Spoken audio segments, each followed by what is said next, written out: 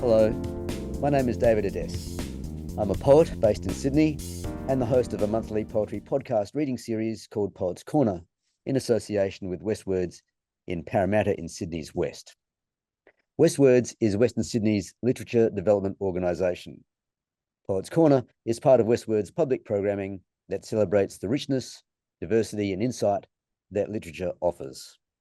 Especially in these times, we thank the ongoing support of Create New South Wales, the Cultural Fund of Copyright Australia, City of Parramatta Council, Blacktown City Council and Campbelltown City Council, as well as the many project partners that have enabled us to continue to provide opportunities to writers and audiences. We hope that this new world will see us sharing and a closeness of spirit. I hope that despite everything going on these days. Each month, as you know, I invite a poet to read poems and talk about them around a theme of the poet's choice.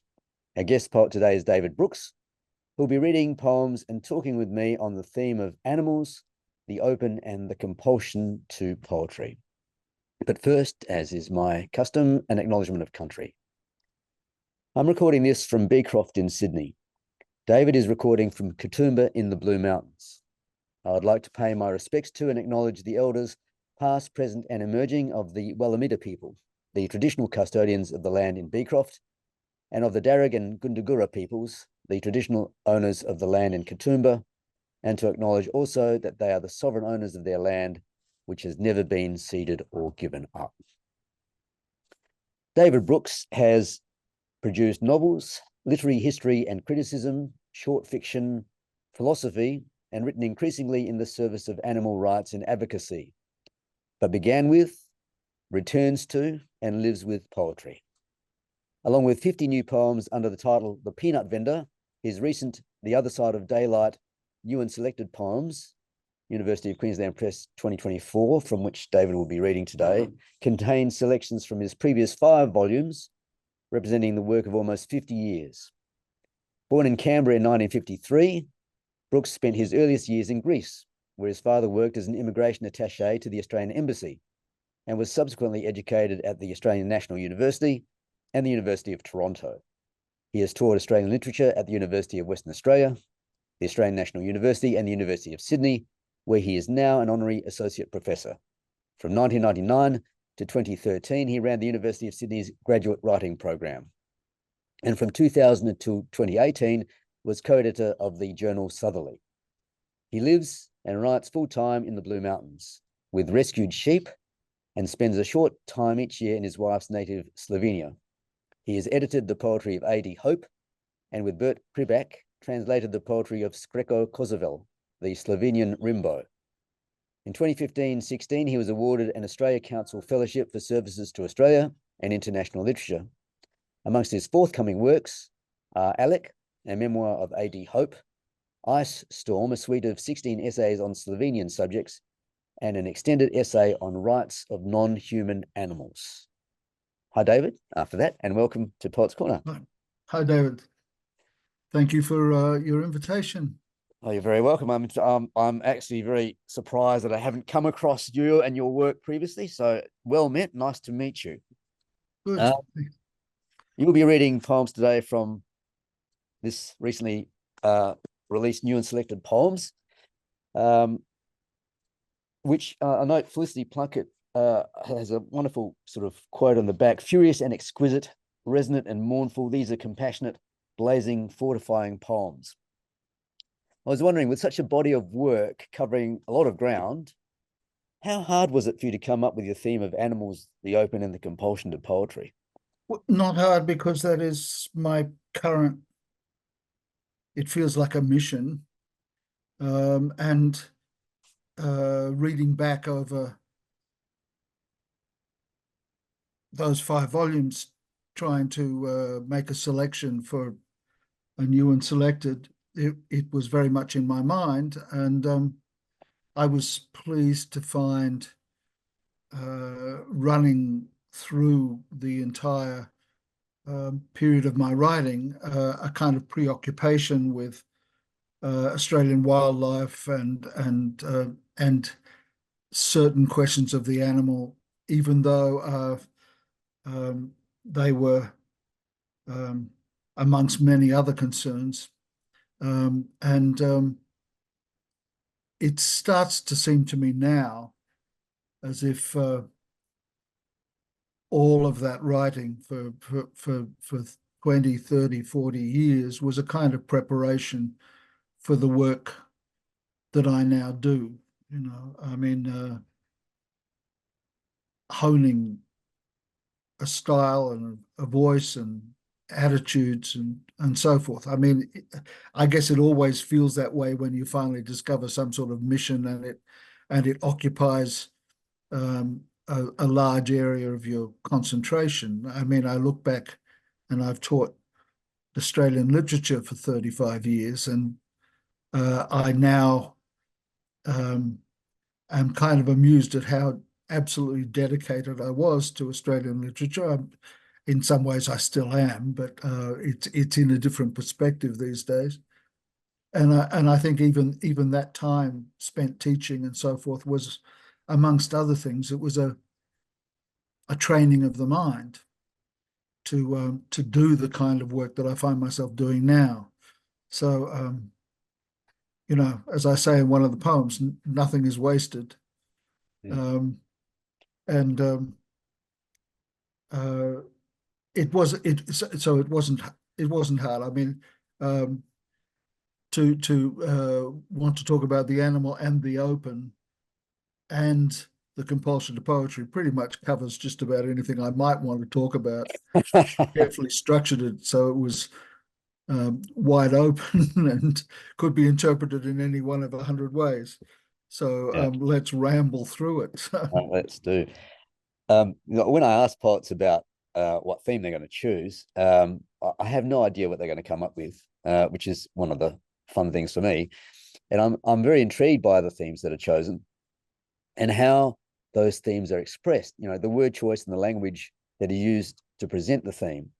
So I'd be interested to know what you had in mind when you came up with this theme, because it strikes me that the elements of the theme are really three themes, and I'm looking to see the connections between them. Can you perhaps begin by explaining what you had in mind with each of those three themes, three elements: animals, the open, and the compulsion to poetry? They all do connect, and I can explain them fairly easily, I think.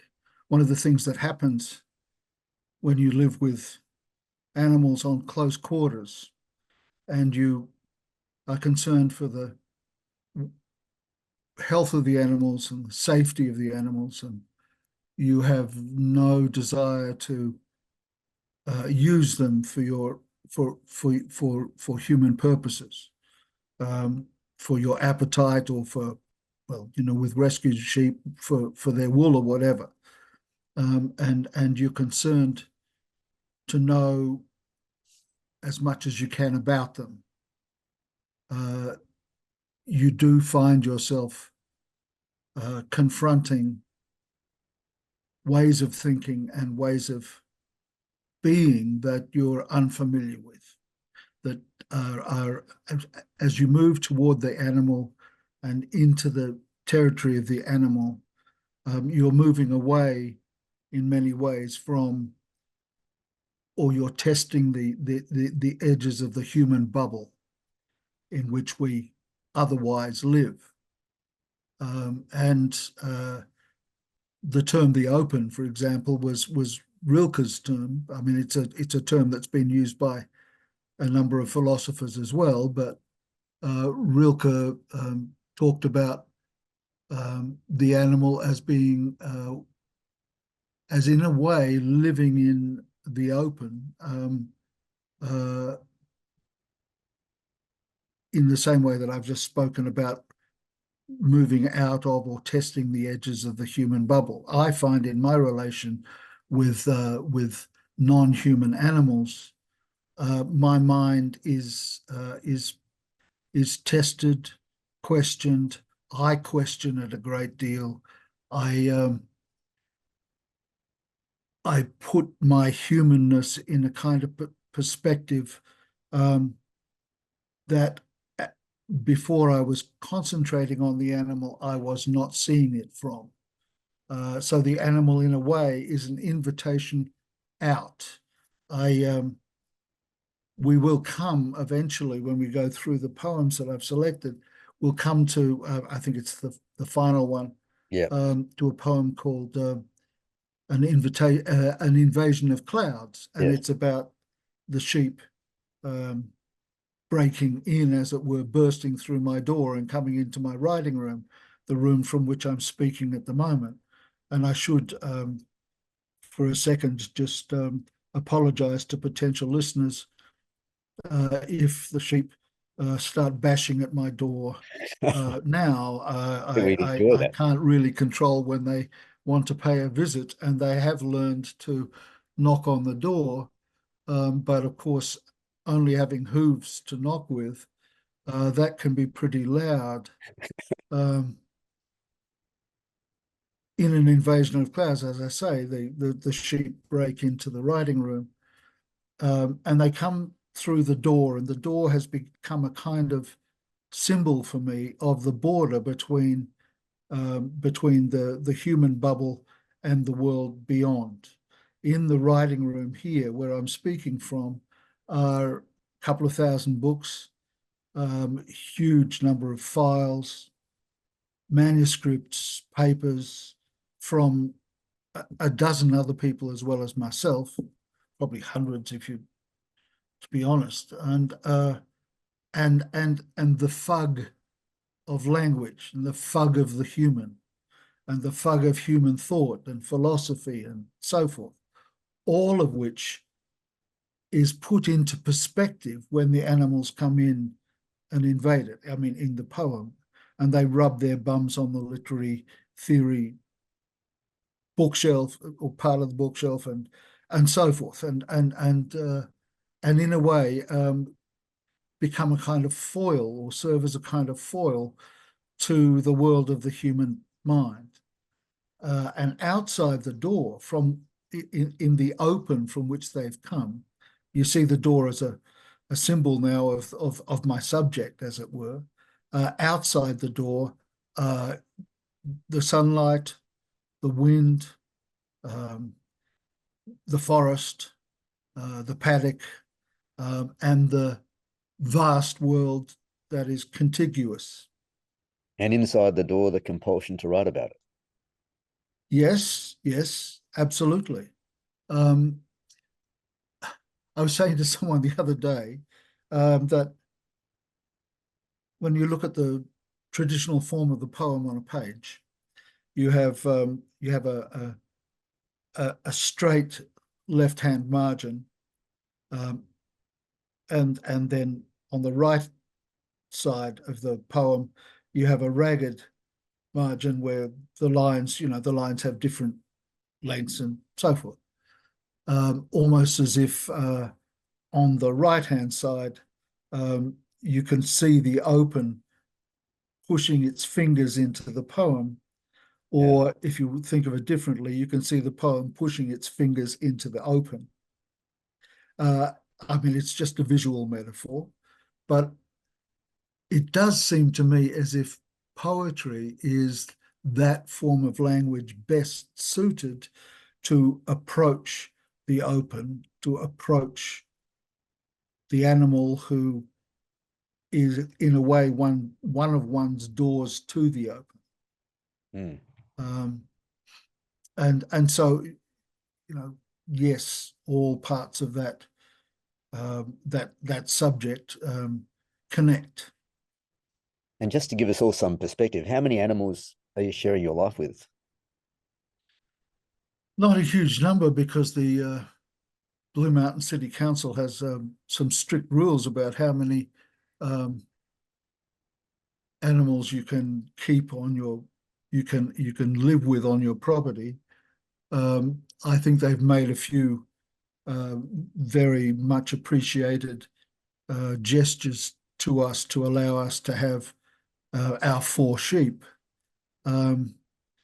We have only a couple of acres, and we have to work hard to keep those acres very clean, so that the sheep can live on it. Because of course, if we didn't clean them pretty much daily, the sheep would be living fairly quickly, ankle deep in their own poo.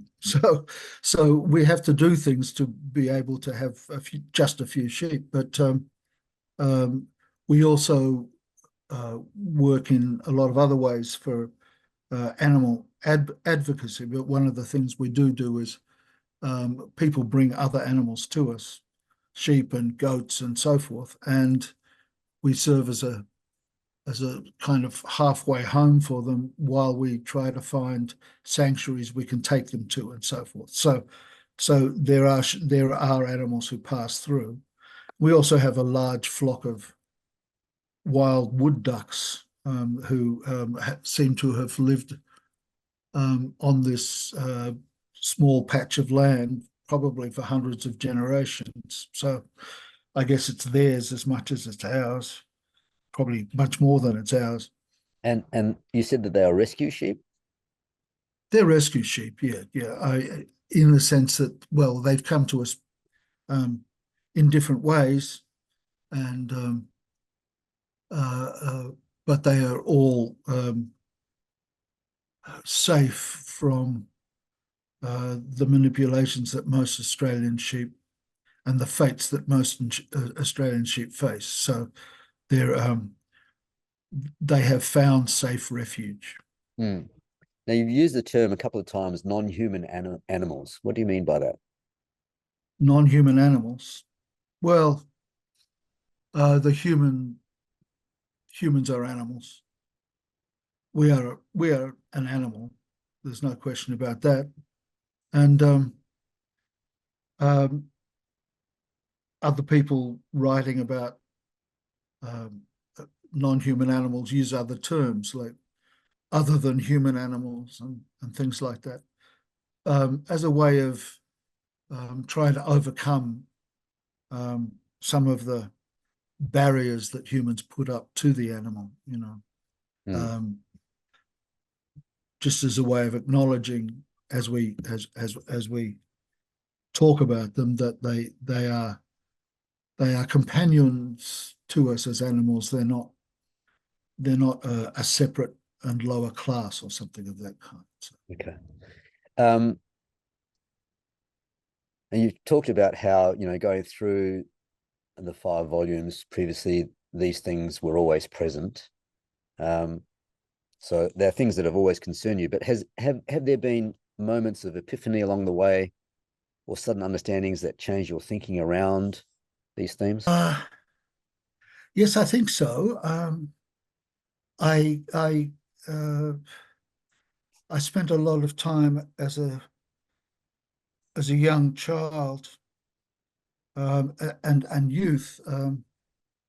I was a carboner and a Boy Scout, and in Canberra, we did a lot of hiking in the bush around Canberra, and there was a period in my childhood too when my father took me on very, very long camping trips around Australia, and I think I felt increasingly bonded to the landscape and to the creatures in it. But I think that was a kind of preparation. I went overseas to do a doctorate and came back to Australia and was lucky enough to be able to visit Bob Brissenden's house down on the south coast. And I think during my visits to that house on the south coast in the rainforest, they were my writing times. They were the times that I could get away from university and have some time to write. And being able to write in the rainforest seemed to it's not surprising that a lot of the writing was situated there, and and was had part of its eye on the other creatures that I was living amongst in the rainforest. Depot Beach, I'm talking about, and Bob's house at Depot Beach in the rainforest, they became one of my sacred places pretty quickly. And I think that that was the encounter with Depot was one of the major things. After that, it's really very hard to say. I came out of a long and difficult relationship very early in the 2000s, and formed a different relationship, and very, very quickly in that new relationship became vegan, and I don't know, the association with animals just it sort of rushed out of me as if it had been waiting there for me to awaken it or realize it and do something about it, because very easily it's become as I say, a kind of mission. It doesn't take over all of my writing. You know, I'll write a poem about something else if the idea comes, and the ideas have been flooding in lately. So you know, I've been writing a lot of poetry lately, but writing about animals and working for animals comes first. So if there's a request to do something for animal advocacy or whatever, everything else gets pushed aside. It does take priority. Because I think at some point I just realized the immense suffering going on around me, you know, and I can't turn my back on it. It is immense. Our treatment of non-human animals is hideous. Not everyone sees it as such, because people are trained to maintain a kind of blindness in that regard. But once you see it, you can't unsee it. Yeah, I was going to say exactly that. It just, you know, it makes, you know, I love poetry. You know, poetry is my life companion, if you like. But it makes sitting writing a poem seem like time I'm stealing from what I should really be doing. I mean, I steal it all the time, but you know, once you see what we've been doing, you can't unsee it. Yeah. All right. Well, I was going to ask you whether the theme emerges from your poetry, or you write your poetry with a theme in mind, but I think probably both things happen. So, well, yes, yeah. I mean, poetry is powerful. I mean, I was drawn to poetry. I became fascinated with poetry very early, because I had never encountered such moving and such powerful expression as I found in certain poets. You know, and it grabbed me by the neck and pulled me towards it and held me in a tight grip, and has always done so. I think that poetry is the most powerful form of expression. And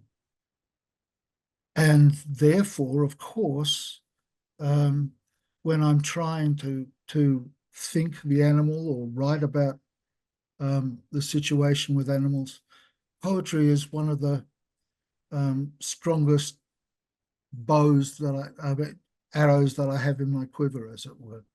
One of the strongest means of approaching my subjects. Let's do that. Let's do that. Let's read a poem. Well, I thought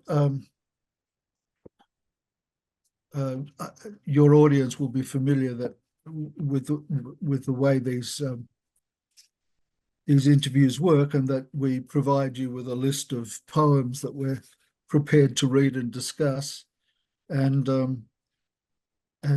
you have them there and available for people to read. So I'll begin with the first one on my list, which is a poem called The Swine Flower. And this was in my very first volume, The Cold Front. And I think I wrote this poem in probably 1980 or 81. And I chose it as a poem to start with because it is about an animal. It is about a boar, a pig, a swine. But that animal is being used as a symbol. And there are lots of things about this poem that I probably would do differently now, though it also has a number of things in it that I find haven't changed, and I believe about poetry and so forth. Anyway, so it shows that animals were in my mind way back then. But as I say, I would do it differently now. But The Swine Flower. Stars, sunflowers, I am eating life, my life and the lives of others, births and marriages, separations, the ecstasies of copulation, death. I grow full, but I carry on. I become ill, but I persevere. My appetite amazes me and frightens my friends. Doctors listen to my racing heart. How can a creature eat like this? How can the belly stand it? I continue. I tear at it and snort. I slurp ostentatiously, letting it dribble from my skin, from my chin. I gulp great draughts of darkness, and they do not pain me. One by one, my companions reach satiety and go. I visit them at midnight and trawl my fat through their garbage. Nothing escapes me. I am the truffler, the finder of diamonds. I am the pearler in shit. Such bitter muscle and bone, such sweetness. Gorged on love, on sadness, I stand in the empty square and yawp my vast confusions to the moon. I vomit and weep and eat again. Later, when all else is denied me, I feed myself to myself. I grow thin and hard. My eye teeth peer from my jowl. I can feel the seeds of all I have eaten sprouting from my bowel. Someday, even if it must be the day of my dying, petals will spring from my orbits, leaves will burst from my breast and thighs, and a bright adamantine stamen will issue from my rotting tongue.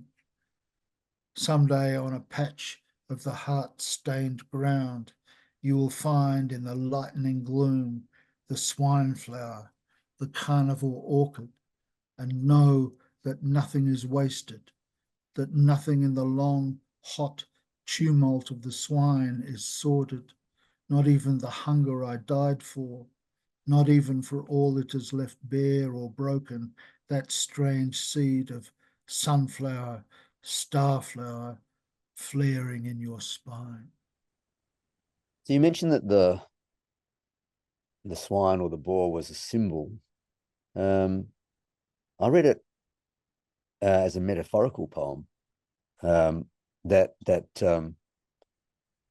you're talking about the human condition in a way. Well, yes, I am, and that is one of the things that is a problem with our approach to the non-human animal, that it's been used as metaphor in poetry, and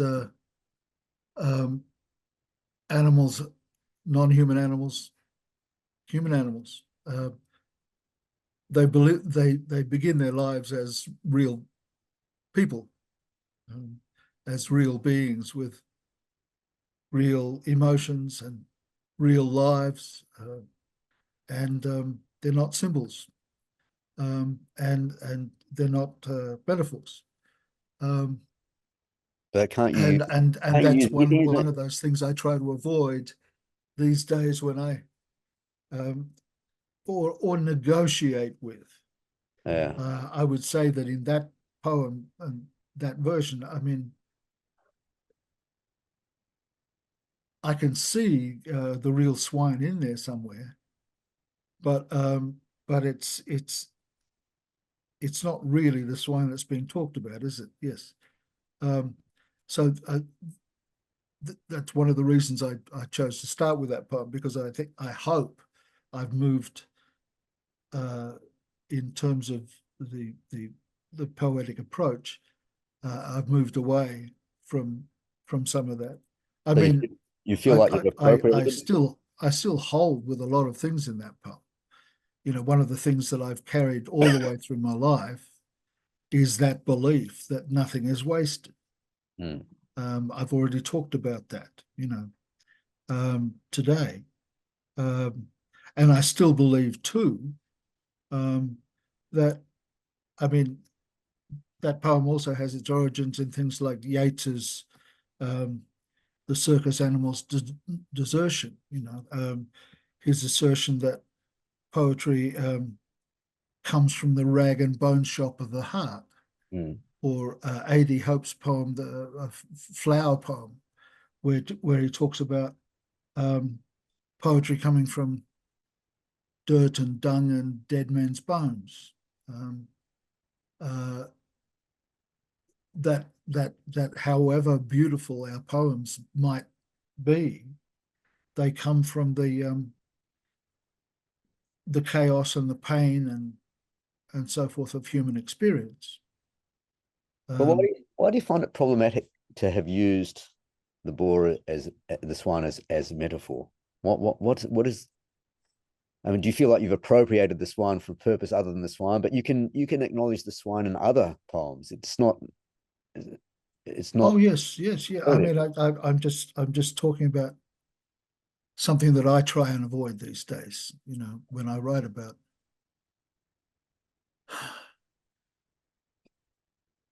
That poem also is coated in a human assumption about swine, that they have endless appetite, that they live dirtily, and so forth. And the pigs I know can't help the fact that they have hooves, or that they tend to sink into wet ground, so that they churn up the space underneath them. But the pigs I've known are exceptionally clean creatures, and exceptionally finicky, and hate being anywhere near their own excrement and so forth. Yeah. So we tend to impose certain modes of being in that manner on the creatures around us, which maintains about them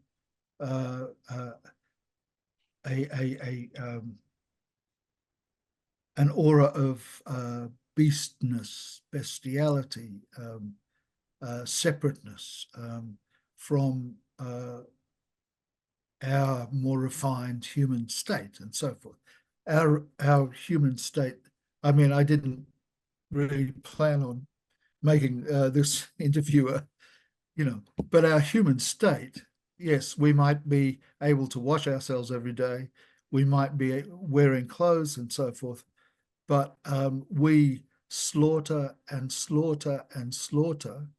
We eat the products of slaughter in just about every meal, etc. And we fuel ourselves first and foremost in order to slaughter other humans. I mean, we don't live a very noble in any very noble way when you are honest about it. Look at the newspaper. I mean, look at the news site any morning, and you get an impression that we exist in order to field armies to try to slaughter one another. So it's not really. I've distanced myself a little bit from notions of the nobility of the human, and it can be a bit lonely sometimes, because not everyone around me happens to agree with this position. But it's just humans have a lot to answer for. Well, that's true. And just in response to you not sort of planning to talk about this, I find that these interviews go where they go. Yeah, well, I can see it. I can see how that happens. Yes, but you at least have a. I wanted to start with that poem for other reasons as well. I mean,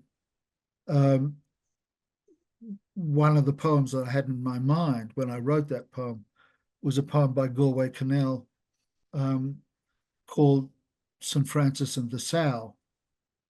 And he talks in that poem, it's a short poem, and it's a poem he wrote while he was a writer in residence here in Australia. He talks about the long, perfect loveliness of sow. And I was very impressed by that poem, loved that poem when I first read it, and I think I kept in mind the something wonderful about the nature of a pig, which I'd not been taught to think by my upbringing, but which a poem was showing me.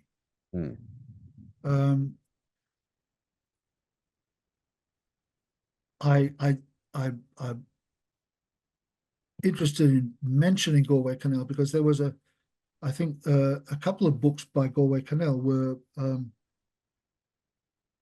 very, very significant in orienting me as a poet, and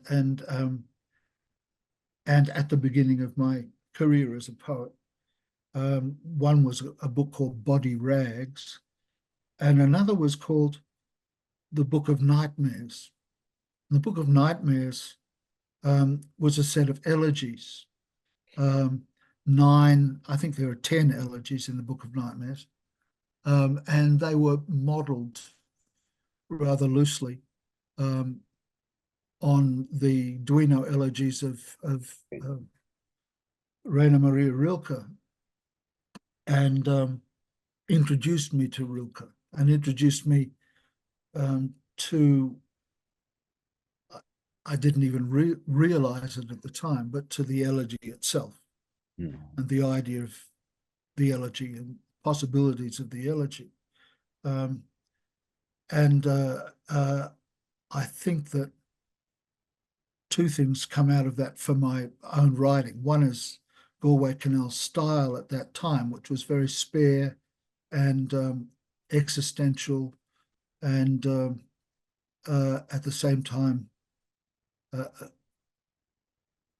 kind of mystical. And he wrote a great deal about the natural world. He was writing about his world in North America and in Vermont and so forth, but in a way that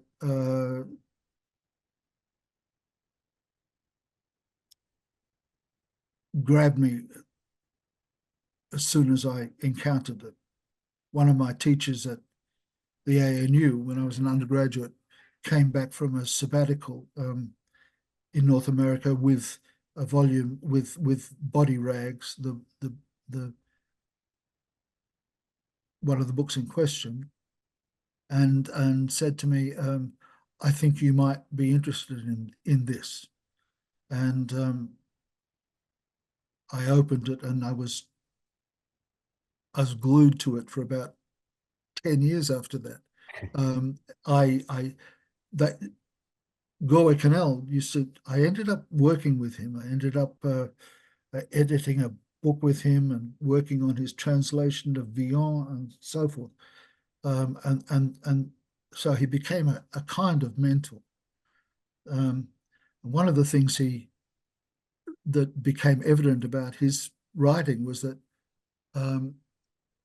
he had been addicted to the work of Yeats, and he said for the first 10 or 15 years of his writing life, he didn't think he had a poem unless it started to sound like Yeats, and that he spent all his time as a poet trying to be W.B. Yeats II, and I've sort of found myself in the same situation at that time with Galway Canal's poems. So for the first 10 or 15 years of my writing life, a poem wasn't anywhere near a poem until it sounded like Galway Canal. And there's nothing wrong with that, actually. There's nothing wrong with it, because you get to a point at some stage where you realize you can't be W.B. Yeats or you can't be Galway Canal, and that the thing that prevents you from being them is not necessarily failure. It might just be yourself, and it's the beginning of your own voice. And that's who you can be. And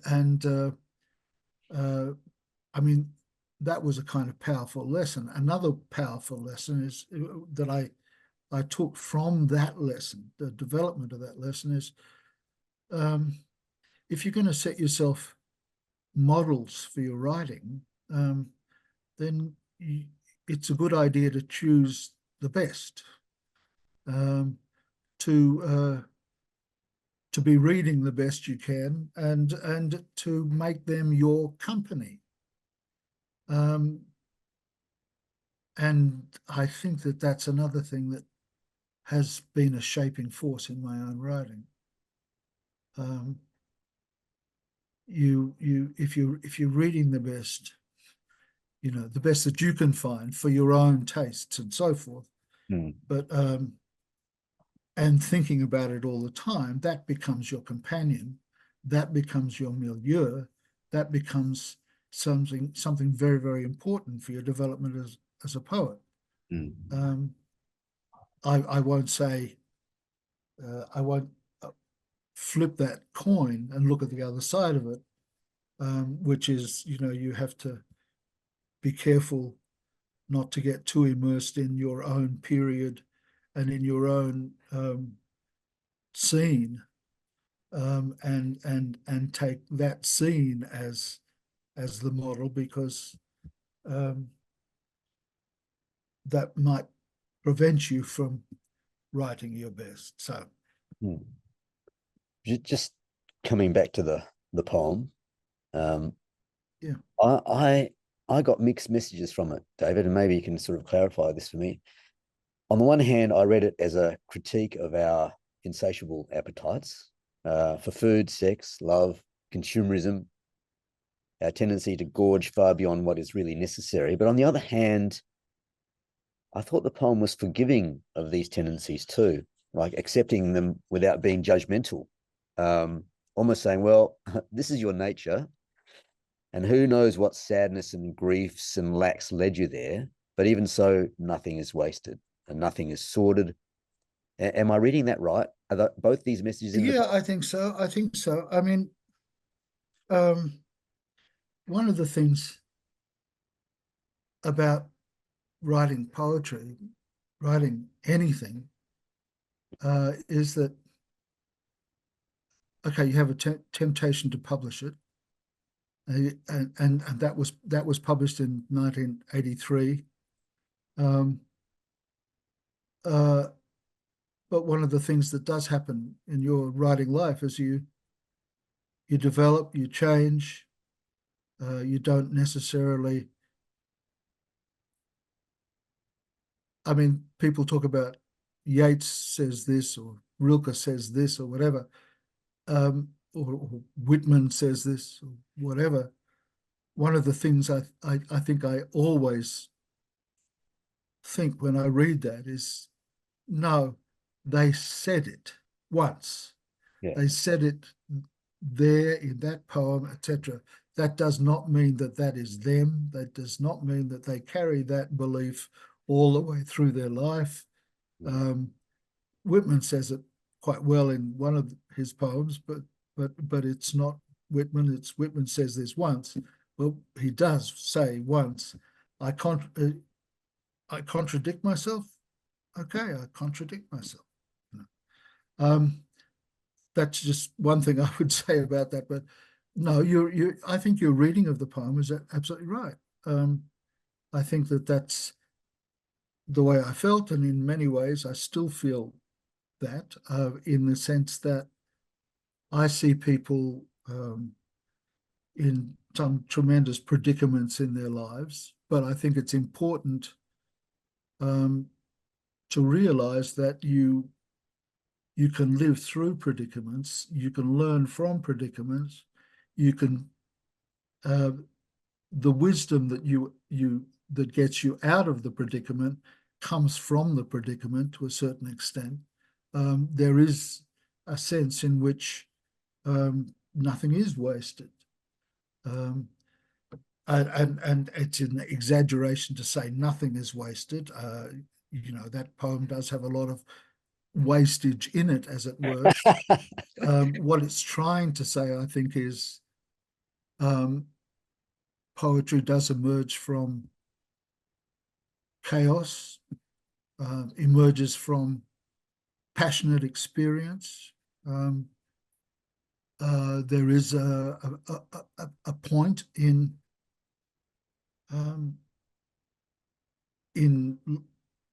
living and experiencing as much as we can of what is in our nature.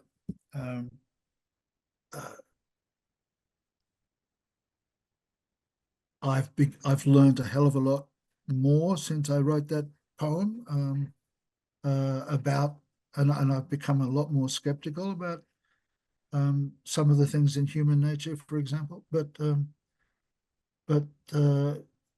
And as I say, the poem's a mixture of things that I do still believe, and things where from which I probably would distance myself. What it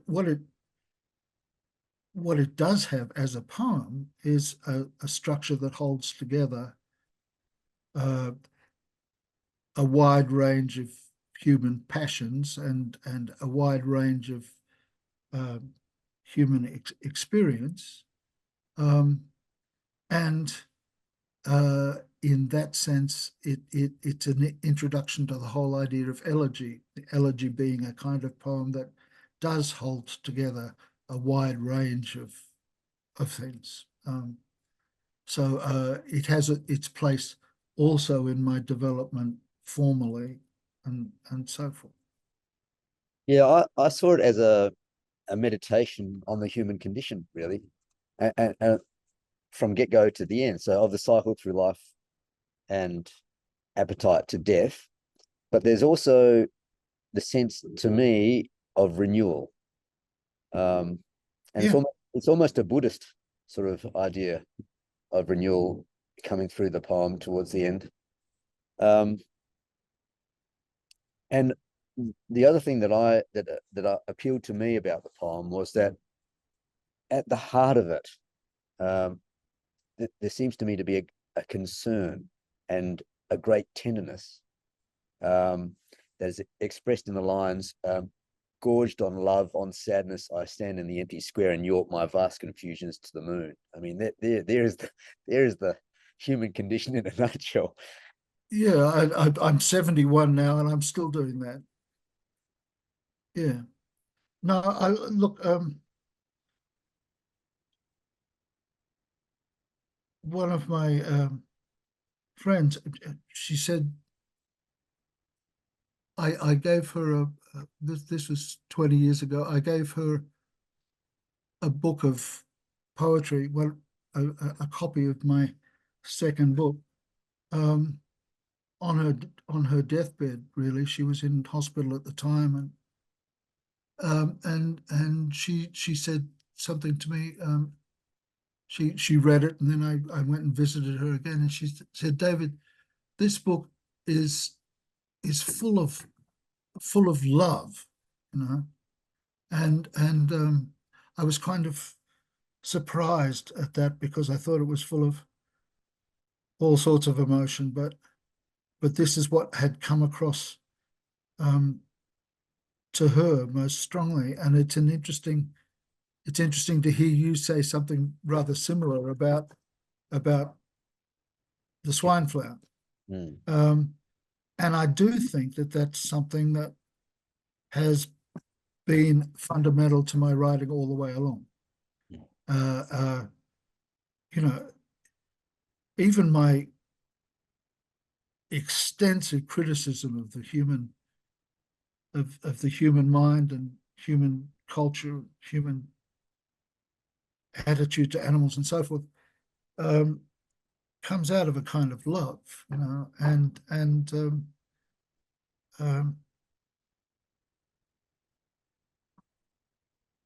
I guess that's one of the vast confusions. Yeah. But it's also something that compels one to keep trying and keep trying and keep trying. You know, it's extraordinary how poets keep writing poetry as if the perfect poem is still in front of them somewhere. They're still trying to get to it. You know, 500 poems later, they're still working at it. Yeah. Still trying to get to it. That's just that one perfect one's got to be somewhere. Yeah. Well, you know, when I look back on my own writing, I mean, I have a selection of maybe 3 or 4 poems where I think I've gotten close, but or maybe even got there for those poems, but Well, that's just my fantasy, I think. we'll, I'd still like to have a few more.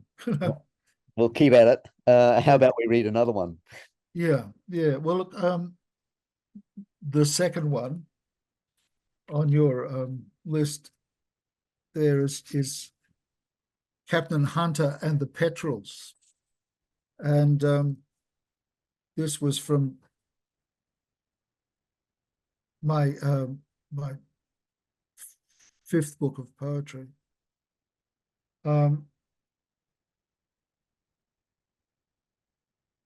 I'll read it without much introduction, because it sort of explains itself. I've mentioned elegy, and I think that this is a kind of elegiac form. Tuesday, the 12th of February, and I've gone to see Andrew, picked up a few things from the bookshop on the way, 2 novels, since I'm in that mood, a book of paintings of Australian birds, and a CD of Gurumul Yunupingu, whose voice haunted me so much a year ago.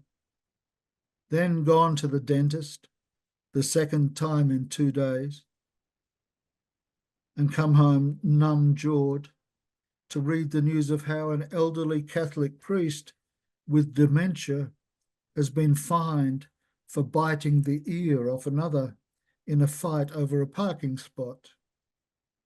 In the Bird Book, there's a story of how in 1790 shipwrecked John Hunter, the crew of the Sirius and Norfolk Island's 500 inhabitants, mostly prisoners, avoided starvation by eating 170,000 of its nesting petrels. A rescue ship arrived in August, but the petrel, named Providence accordingly from Providore, has never recovered. The only image we have of it was drawn by Captain Hunter himself as his victim was on her way to the cooking pot. The book has also several illustrations of the mountain Lowry. And as I read about the petrels, I was thinking of the bird that hit the study window yesterday, how we heard the thunk from the kitchen just as the rain began, and went in to find the smudge mark on the pane and the oh so beautiful Lowry lying on the grass below. A heartbreak, as Taya might have said. So still I could not imagine that he wasn't dead, but she saw movement and ran down and came back holding him closely to her chest. Within 2 minutes he'd woken and suddenly flown, leaving only on the lawn a single green-blue feather, such as John Hunter might have drawn.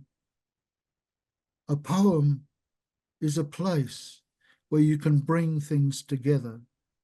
You don't have to know why. The mad and the bad, the gentle and the dead, toothache and heartache, and the ache and quandary of history. We are all creatures trembling under the sun of witness, or is it rain?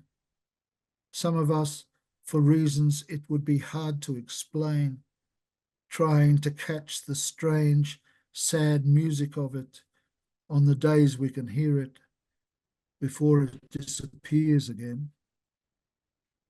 But when I first read this poem, David, I confess to thinking to myself, where is he going with this? Someone called Andrew turns up in the first line and never appears again. I'm thinking, who is Andrew? Does it matter who Andrew is? No, it doesn't. You lead your readers through a series of almost random, barely connected thoughts and events. And then we find out by the end of the poem, when you draw things together, as you put it, a poem is a place where you can bring things together. You don't have to know why. But I can imagine that in lots of instances, that bringing together of disparate things might not work, might not carry your readers along with you. What is it, do you think, that makes a poem like this work?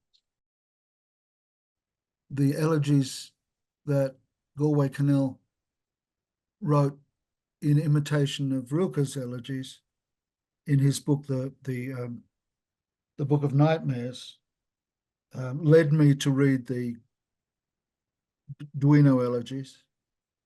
The description you just made fits a number of the Duino elegies.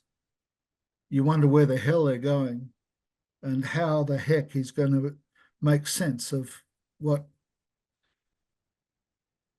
he's gathered. Yeah.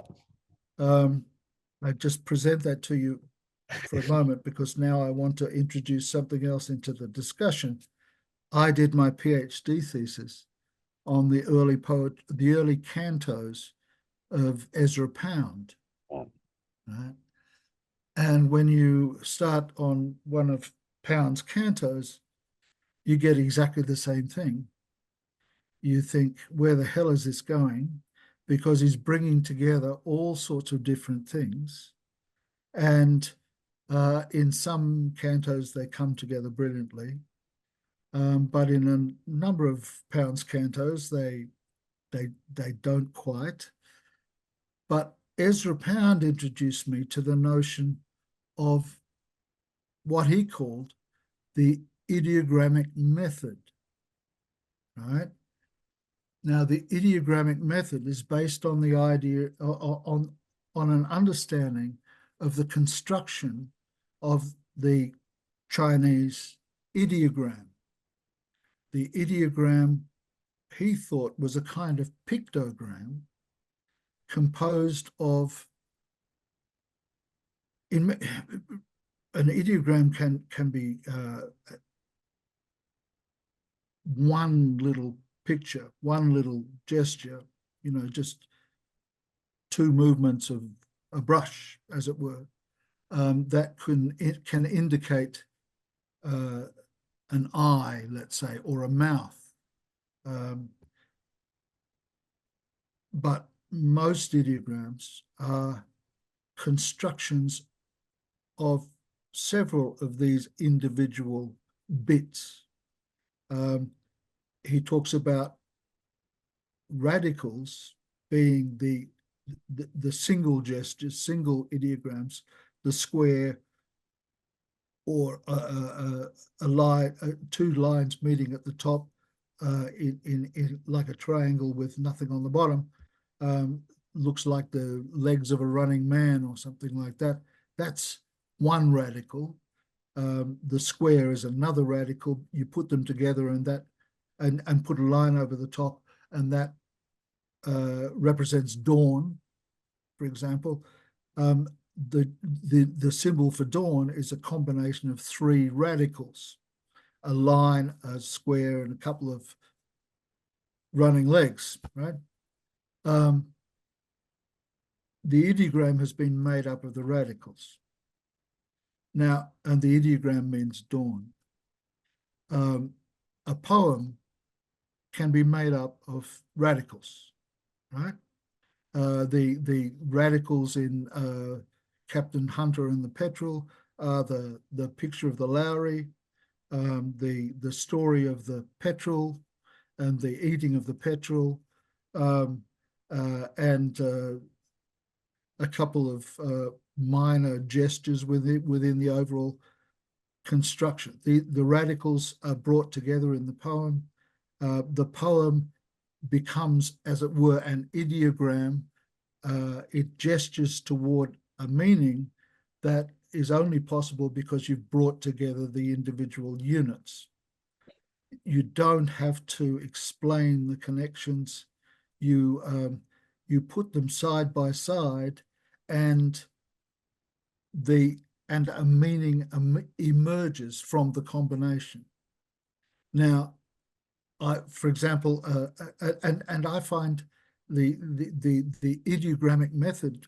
Ezra Pound was trying to explain the method he used for individual cantos. He would bring together half a dozen different subjects.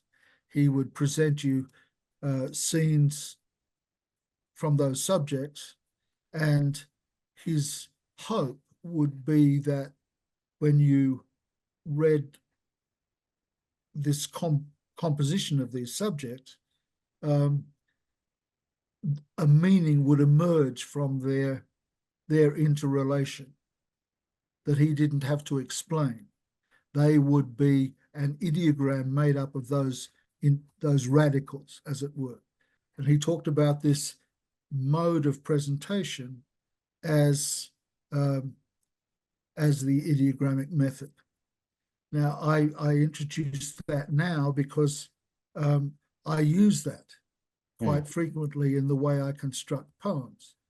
But unlike Pound, I try to make a few gestures as to how they might come together, because I think that it's a bit much to expect people to put them together without a little bit of help.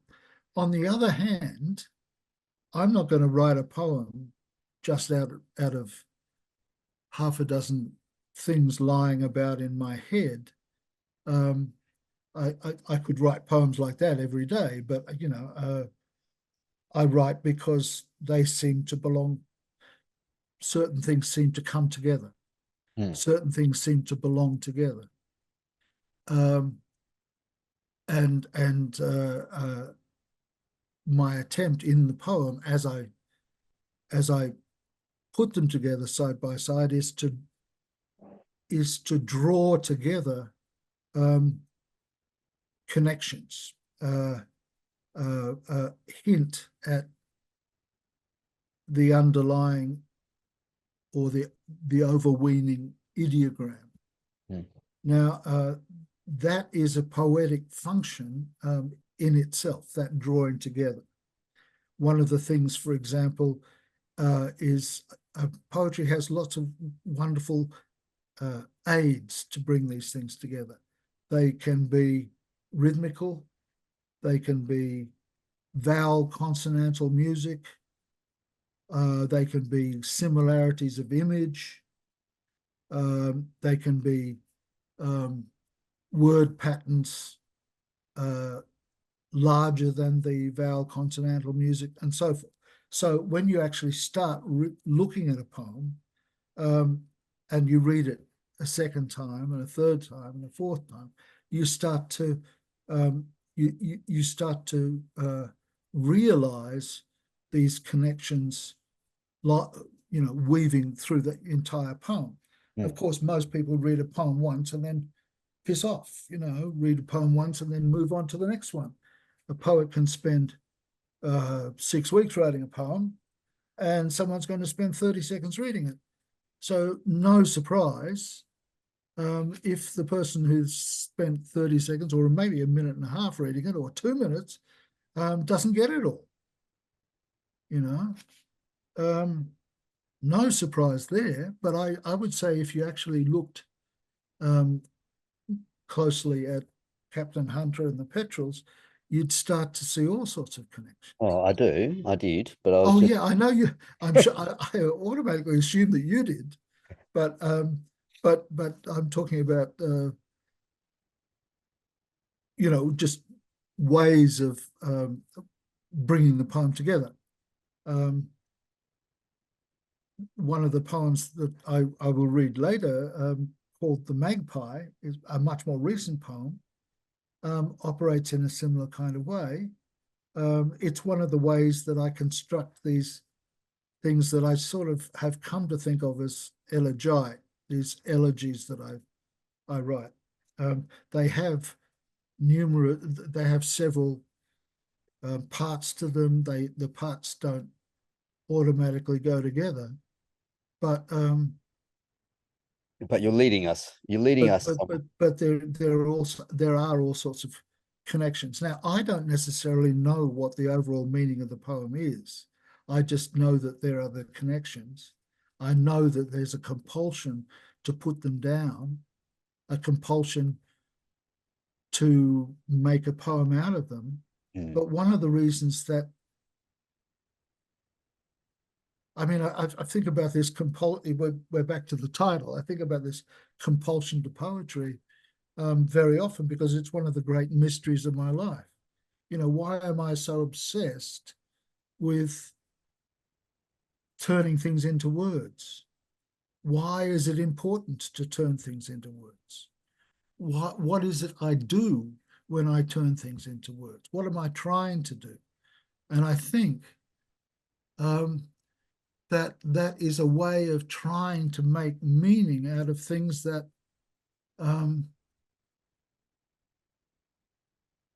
I need meaning from. Yeah.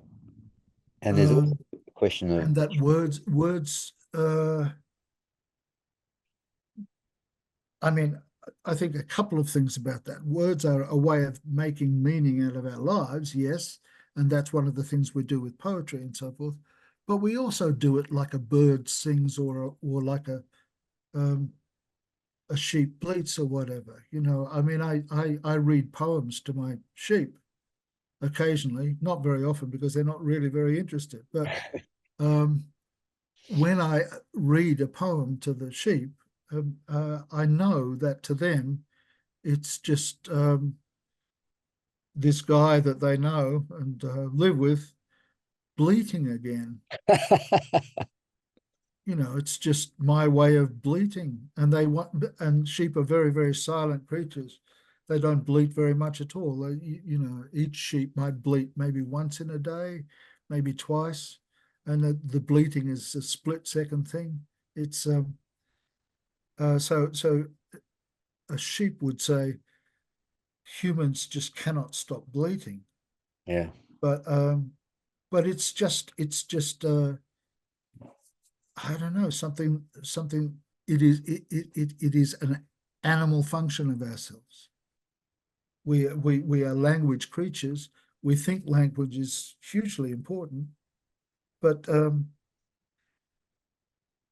the compulsion is different things to different creatures. I was going to say that, you know, if you're drawing all these threads together, there's also the question of the choices as a poet that you make. So there must be things that you decide ultimately to leave out. You put... of course, and it's not, you know, as you get more and more experience as a poet, or older and older with it, I think a critical, you internalize a lot of what you might once have put on the page. You know, your internal critic becomes wiser and more selective. I don't find myself consciously selecting things to put into a poem so much these days, because a lot of that's already been done by the internalized critic that sort of doesn't even register his or her presence most of the time, because it's you know, you develop a kind of sixth sense about what might make a poem and what doesn't, whatever. So I don't find myself consciously leaving things out all that often these days. Before, I mean, I once used to do 20, 30, 40 drafts of a poem. These days I'm likely to do, for a lot of poems, likely to do 1 or 2 drafts. The poem has already been written in my mind before I actually set it down on a page. So it's not so much a matter of consciously leaving anything out. I will find every now and then that certain things start to come together in my mind. It might take them 3 or 4 weeks to come together before I actually sit down and write the poem.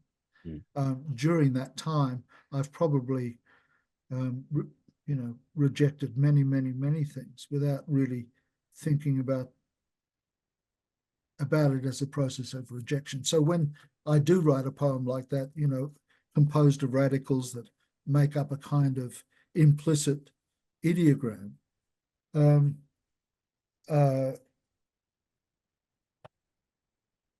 know, there probably has been a great deal of internalized thought bringing just those things together. It just looks as if they're sort of casually brought together, but not. It's not all.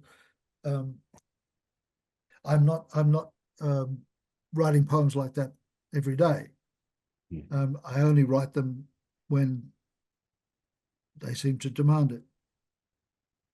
I had a bunch of other questions about this poem, but I think we should move on and read another one. Sure. Let's look at the. I've mentioned Depot Beach, and I've been talking about elegy, so I did have down Depot Elegy.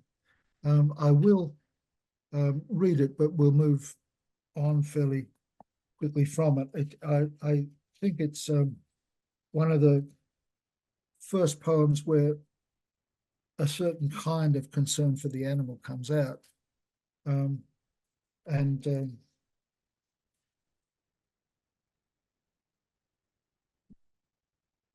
a couple of other things.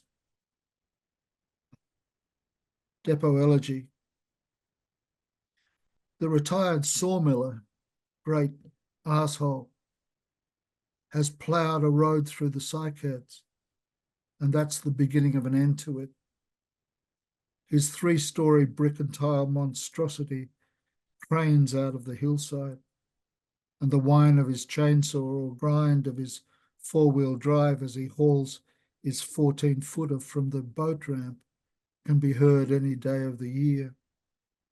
Now a sign has appeared outside Moore's cabins, a small thing, but you can see it all the way from Point Clear, and my heart sinks at its confirmations. All afternoon on the South Rocks, we were casting into the rising water, catching nothing, and yet in my childhood I remember bream, trevally, parrotfish, yellowtail, gar, and a dozen others I could list. And once from the wharf at Huskisson, a mullet run that had my mother weeping. Now the coast, they say, is more or less fished out all the way down to Bermagui, and I'm barely 40. All night I have lain here listening to the owls and the plash of wallabies in the undergrowth, watching the stars through the window screens, feeling a different cold rising from the pole. The whole earth rolling toward a new extinction, devoured by such sudden parasites, and I am one. Another deeper night beginning, even here, and going out over the forest and the forest with it. The echidna in his bolt hole, the eagle on the headland, high over the midden and the vanished fires, the lyrebird on Mount Agony, the great monitor, wallabies, kangaroos, quolls, all of us wrapped in this lasting, this absolute night, and every one of them expecting morning. Well, this is a poem that comes with, I think, Felicity Plunkett's mournful, furious, blazing comment. There's no holding back in this poem, and it taps into a global, I think, sense of anguish and grief at the mounting losses and disappearances that we all know and read about every day and seem powerless to stop. But this is very personal to you, isn't it? Sorry, I didn't catch that last one. It's very personal to you. It's kind of your life. Yeah. Very personal, but at the same time, I mean, it's personal to all of us. Yeah. If you know what I mean. Another of the things that Galway Canal planted in my mind years and years and years ago was the idea that if you go far enough into the self, you get to the water table where you're like everybody else. You go through the self down into the common humanity that you share with the rest of your species. Yeah. And I think that poem, in its shape and in its operation, is a little bit like that, because I think that the statement at the end of the poem is pretty much universal at this particular point in time. I mean, I'm pleased that I wrote that poem 30 years ago when not everyone was thinking along those lines, if only because it gave me the freedom to say it in my own way, because it wasn't being said so often around me. And there's an acknowledgement, that we're all complicit, that we're all parasites. Excuse me. Yeah. But then your fury at the retired sawmiller suggests that there are greater parasites and lesser parasites, if you like. Well, yeah. I think I rather enjoyed writing that first line, but partly because I think it's important to register it's important to control anger.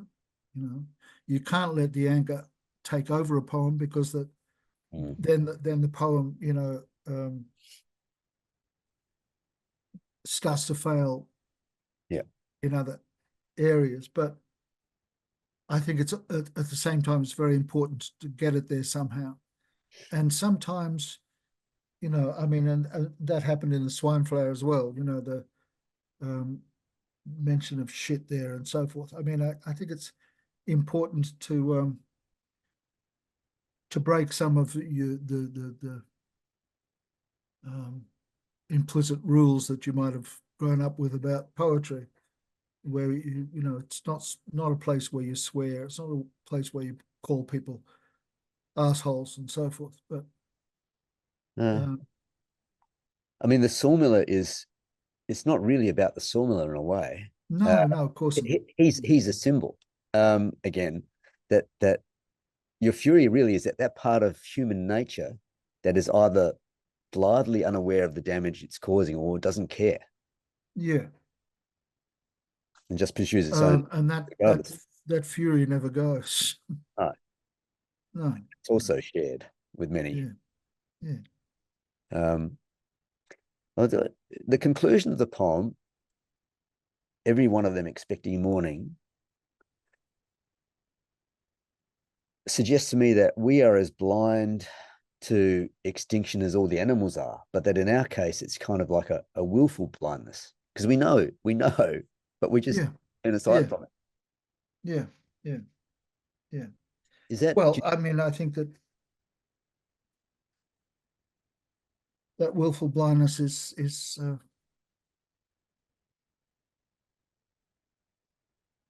everywhere. Yes. Yeah.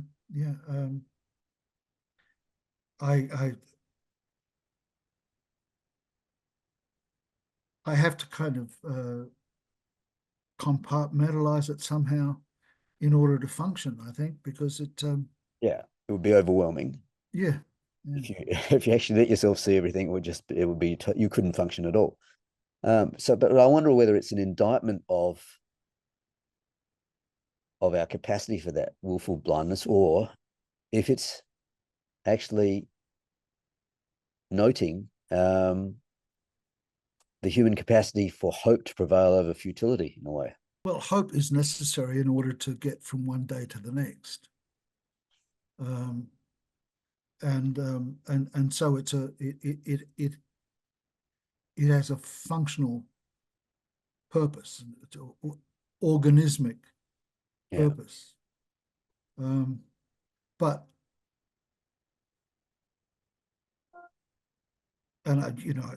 I think all of us keep hoping against all the evidence. Against all the evidence, but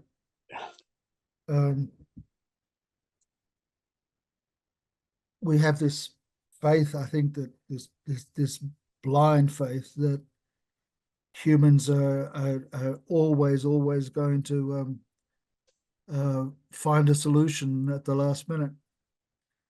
And well, there you go. I hope we're not wrong. Yeah. Shall we move on? The next poem was Freight, which I put in because you expressed an interest in it and a liking for it. And yeah, I love this poem. And it does have a few things to talk about. So I read it, as it were, with new eyes after you expressed an interest in it, and I thought, yep, it's got its own theme embedded in its imagery in so many ways that I think it is an interesting poem to talk about. A hot night, no sign of the promised storm. You argue with your parents long distance, that bloody priest again, and then go out to the deck to watch the quarter moon ride the clouds westward. So much still left unsaid, the bed so full of ghosts, we hold each other waiting for sleep to blanket them. At 3 a.m., you're breathing calm and deeper now. Something triggers the porch light, and I hear the scream of some small creature cut suddenly off. Just that, no wing sound, no scuttering of cat. And then 5 minutes later, the long, slow ache of a freight train and the starting rain. Yes, I had some responses to that. The poem does three things for me, all separate things that I think good poetry does, but that I think here are linked. First, it taps into a specific experience to invoke the universal. That sense of unease and disquiet when things aren't quite right. Secondly, it suggests without necessarily telling much, giving me a lot of room as a reader to wander around inside that suggestion and bring to it my own insights and experiences. And thirdly, it creates that mood of uneasiness and disquiet, of the ghosts of things left unsaid, not quite a mood of menace, but perhaps a kind of brooding sort of sense. What was your process in writing this poem, and how much of what you've done in this poem is deliberate and conscious, and how much has just emerged from the writing of it?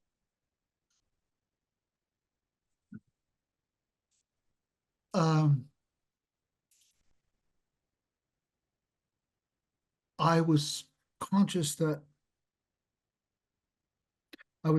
of what couldn't be said. A number of things came together. It was about one particular night. It was a story of a night, a story of something that couldn't be said.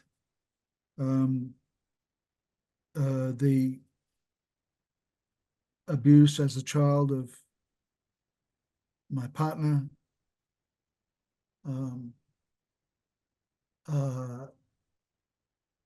it was in a very interesting way levels of my own mind speaking themselves through images without telling me what they were doing. And that's one of the amazing mysteries of poems,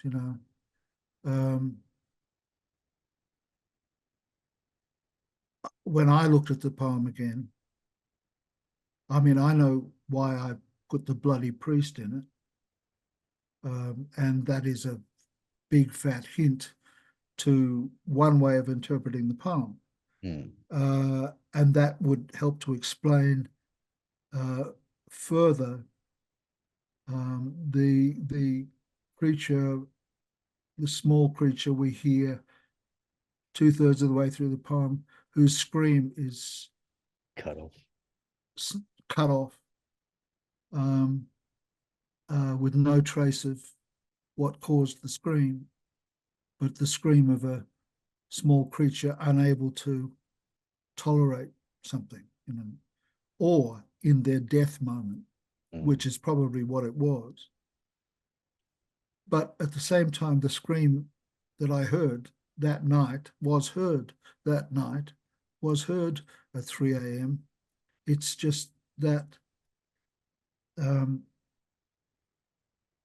the poem needed it, so it grabbed it, or maybe it was the night that was writing the poem and I was just the vehicle. Very, very hard to explain, because when I look at the poem again, for example, she goes out to the deck after the phone call to look at the quarter moon. Quarter moon suddenly leapt out at me. I hadn't thought about it before, but a quarter moon is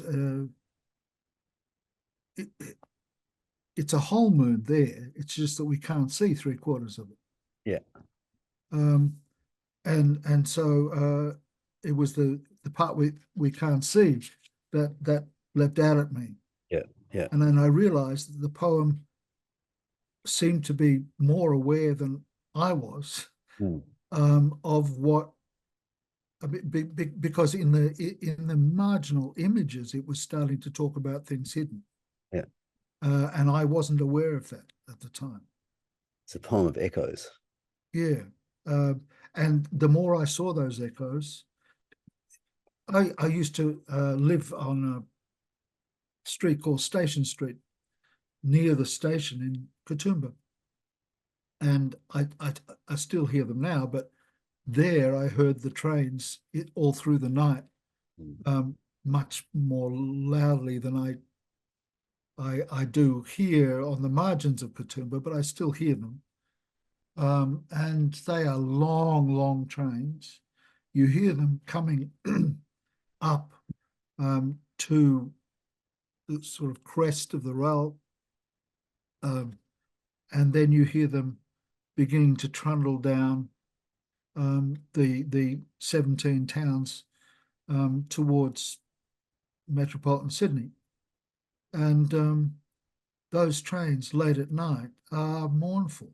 They're a long, aching kind of sound. And it seemed that too, I mean, the caught something that was going on in the rest of the poem, and I hadn't realized it. I just put it there because that's how the night finished. Yeah. And the rain finally started.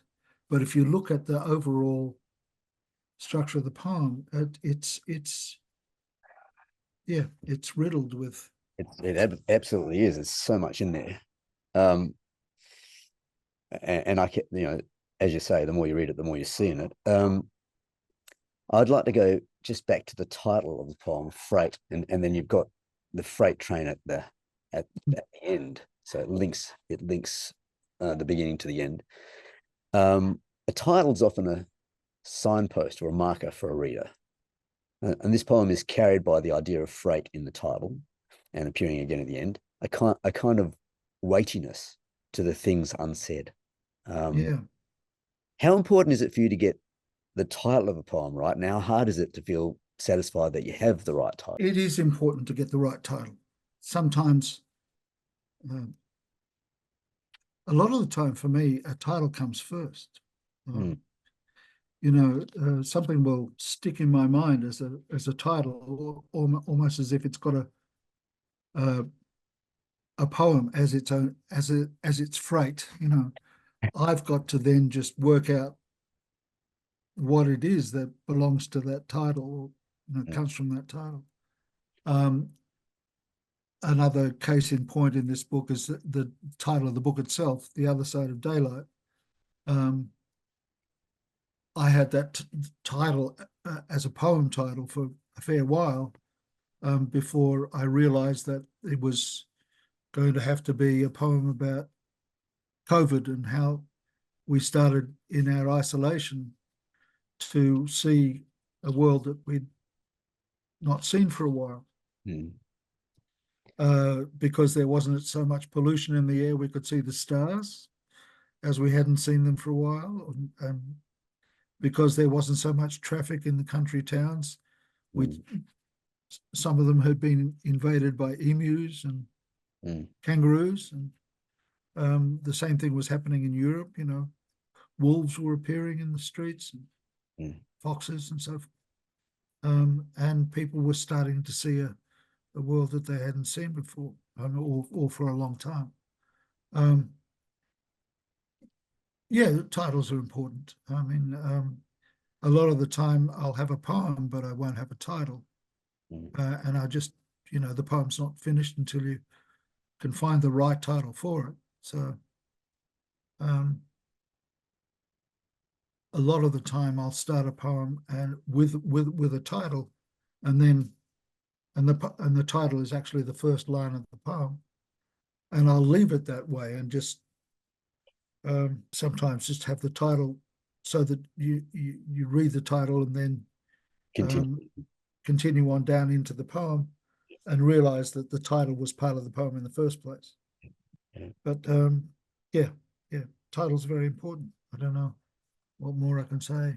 But this poem is not just about things unsaid, but exemplifies the things unsaid by not saying them. So it actually embodies the idea.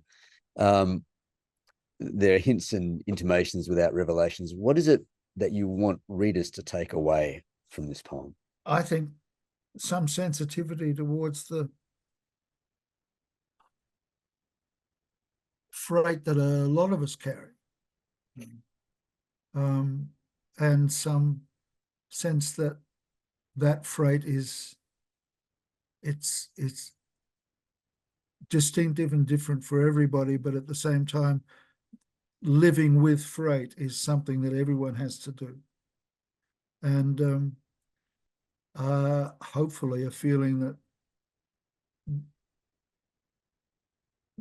they're not as alone as they thought they were. I mean, I'd like to think that poetry can be something that is a kind of consolation, you know. I think that's one of the important functions of poetry.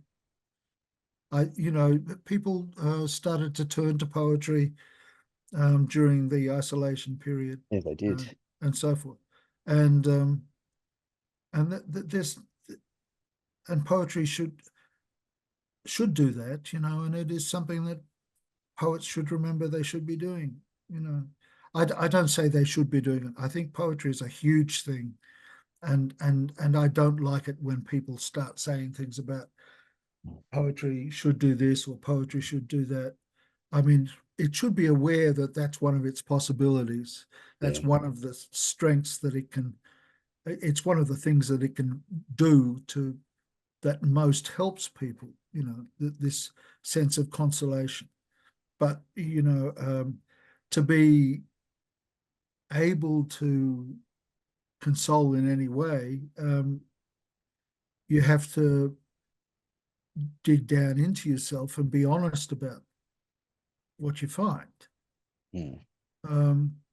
and be aware of it, as aware of it as you can be, because that is the source of that common quality that the poem can have, that unites or echoes people, gives them the feeling that they are not so alone, and so forth, the kinds of things that people turned to poetry for during that period. There are resonances for everyone, hopefully. I mean, poetry is huge, and I realize that one of the things that a huge number of poets enjoy most about poetry is the ability to play and experiment, to test and refine their technical abilities, their cleverness, if you like. That's a kind of entertainment, distraction, perfectly legitimate. There is no illegitimate poetry. No, and it's one of the things for you, because this poem does it, I think, because you've got all these ghosts of things unsaid permeating the poem. Is one of the things for you about poetry shining a torchlight into darkness and seeing what might be there? Yeah, I mean, I think I write all sorts of different kinds of poem, and one of the things that some of the poems that I write do is that, I think that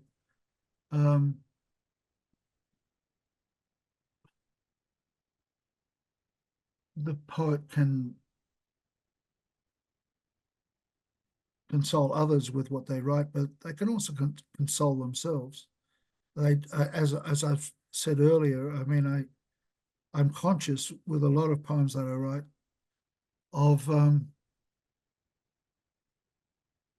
of trying to understand something that I don't understand. Yeah. And a lot of the things I don't understand are things about myself. So I'm interested in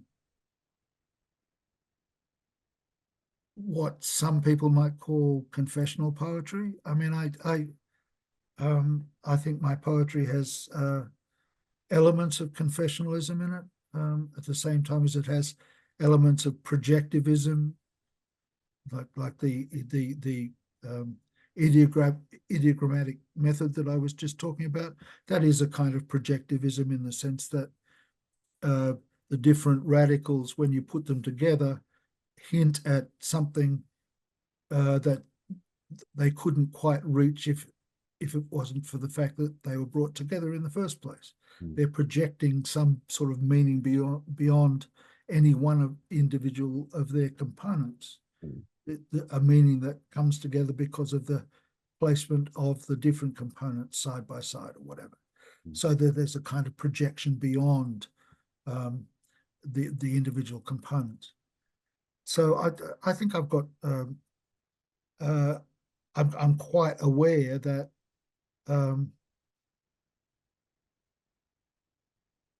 whatever else it is, the lived life and the lived trauma and so forth is a resource, Yeah. For use in the poems, but also for exploration in the poems. I mean, people don't just want to have sensationalism put down in front of them or confessions put down in front of them. They want some attempt to frame them, to make some sort of sense of them. And the poet who is reluctant to explore themselves is not going to be able to further the process of understanding very much. Don't know if you could hear it, but we just had a freight train go by. Good. Would you like to read another poem? Yeah. I'm conscious that we're probably taking up a lot of time, so I'm going to. I'd love to read Silent Night. It's one of my favorite of my poems, but it's also an animal protest poem, and I think I'd like to read something else instead. So I'd like to read Linden.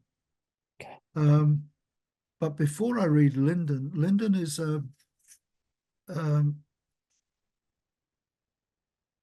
is based on a poem by one of my favorite English poets, Edward Thomas, who was killed in the trenches on the in I think the second last or the last day of the war, the First World War. But he wrote a wonderful, very, very simple poem about a train stopping at a country station, and no one got on, no one got off. A very short poem called Adelstrop. So I'd like to read Adelstrop first, and then explain and read this poem, Linden. This is Edward Thomas's poem. Yes, I remember Adelstrop, the name, because one afternoon of heat, the express train drew up there unwontedly. It was late June. The steam hissed. Someone cleared his throat. No one left and no one came on the bare platform. What I saw was Adelstrop, only the name, and willows, willow herb and grass, and meadowsweet and haycocks dry. No whit less still and lonely fair than the high cloudlets in the sky. And for that minute, a blackbird sang close by, and round him, mistier, farther and farther, all the birds of Oxfordshire and Gloucestershire. A beautiful little poem about a moment of silence and strangeness in the countryside. There's a station on the way from Katoomba down to Sydney, called Lyndon, one of the 17 towns on the eastern side of the Blue Mountains.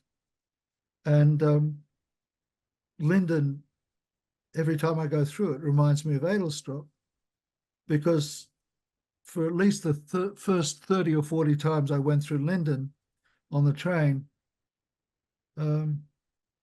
I couldn't see anyone get off.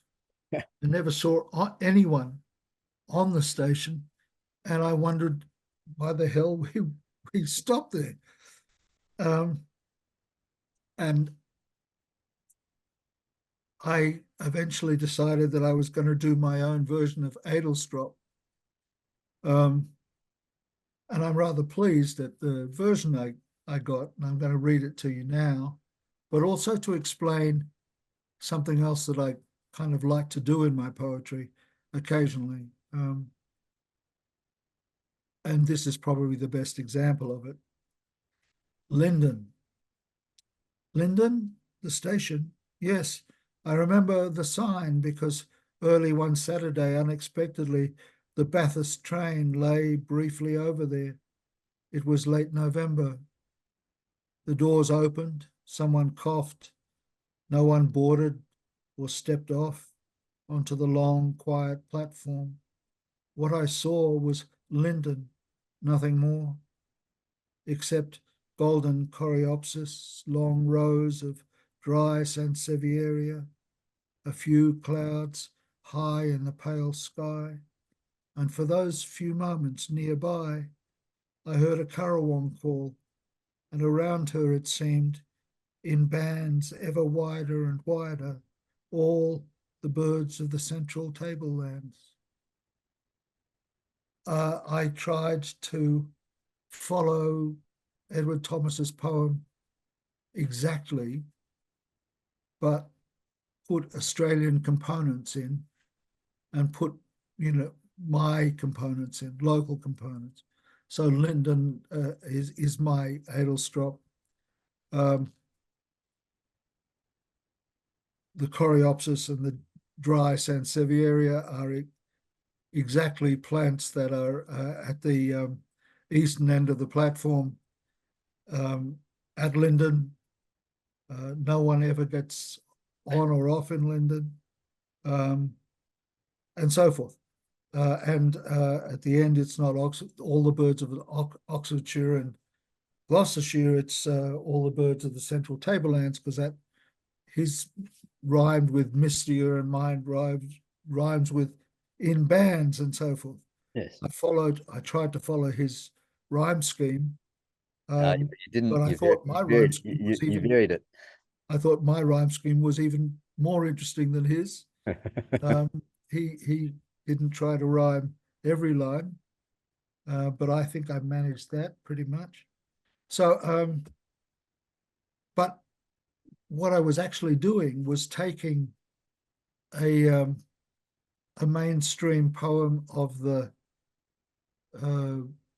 English tradition and replacing it, not putting another poem in its place, but taking it and putting it in a different place. Yeah. And I like that because it's a way of, taking some things that you love and adapting them to your own circumstance. But it's also a way of taking an old shape that works and using it for a different purpose. I've replaced various poems at different times. I've not done it very often, but there's my favorite poem of Les Murray's is a poem called An Absolutely Ordinary Rainbow, a brilliant poem, and one of the highlights of my poetry reading life was hearing Les Murray read An Absolutely Ordinary Rainbow. I think there are a few recordings of him reading it, and I think he used to read that poem absolutely brilliantly. I took that, and that poem is about a man who starts crying in Martin Place, and the impact of his crying on the crowd in Martin Place. And it's a very moving poem. It's a wonderful poem. And so I thought I would steal it.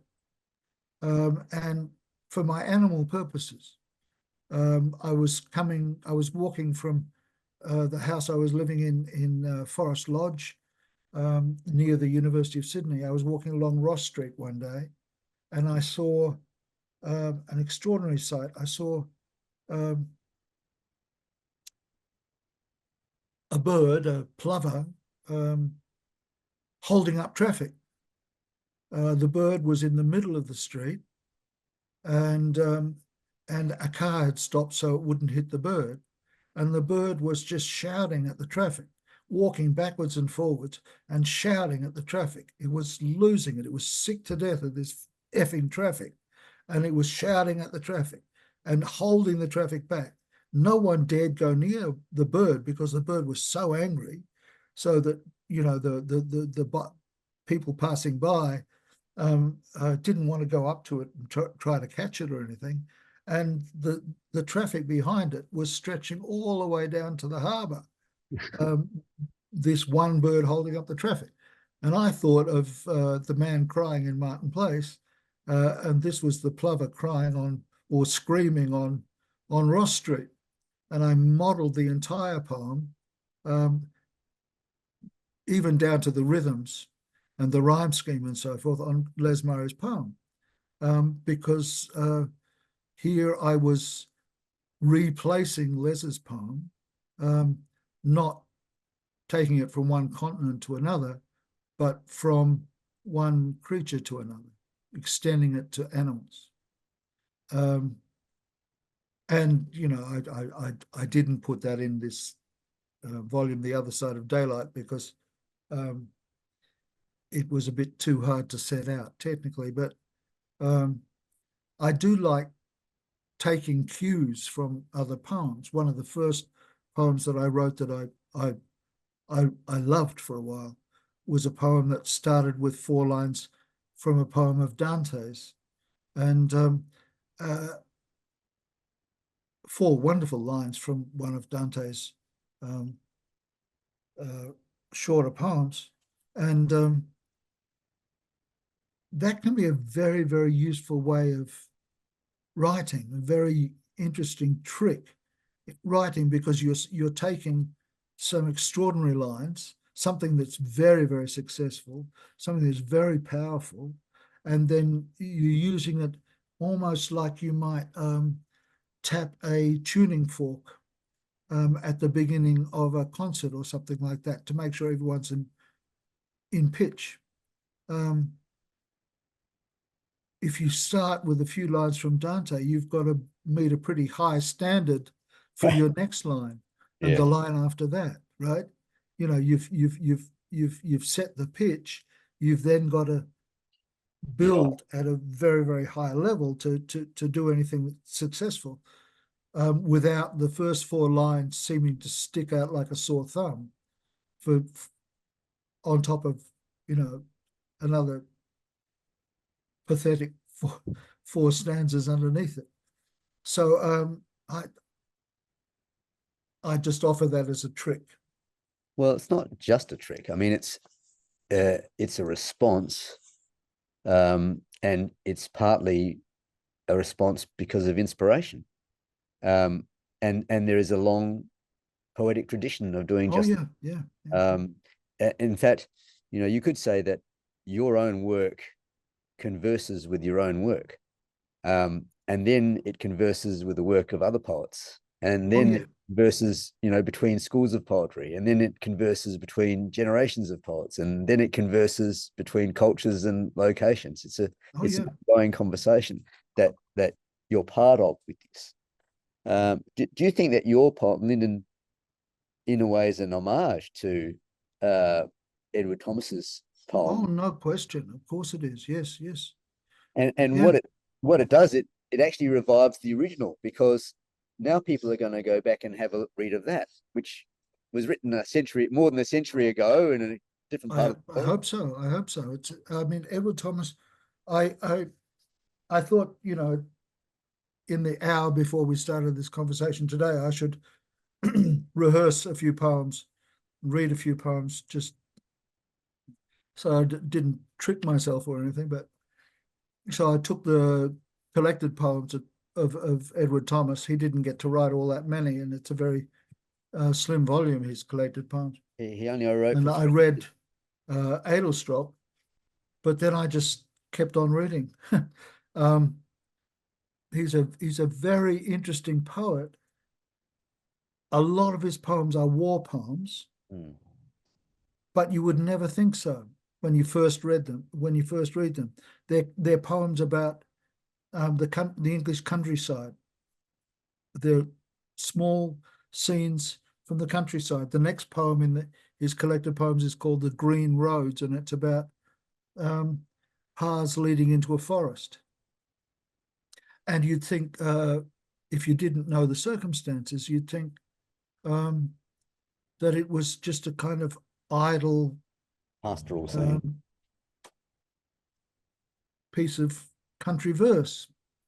But when you think he was writing it in the trenches, you realize it's a poem about the trenches, as you do about so many of his poems when you read them from that perspective.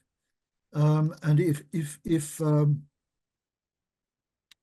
you're, I mean, if we can continue briefly the conversation about the poem Freight, the sort of things that the poem Freight does, in other words, all the things left unsaid, the unsaid, a master of that is Edward Thomas. He does not talk directly about the trenches and about the war, but his poetry is full of it, is heavy with it.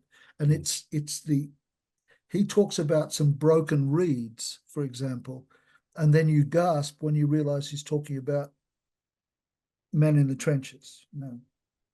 I learned a huge amount very, very early from Edward Thomas. How did you find him in the first place? I've not heard of him. I had a professor at the University of Toronto who specialized in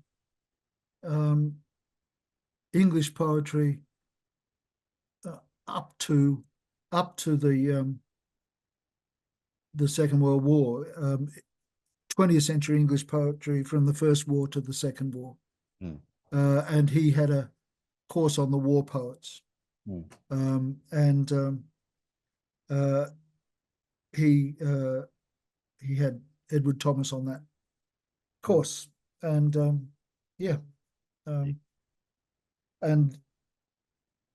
mean, it was Auden was on the course, but it also the Rupert Brooke and the more predictable First World War people.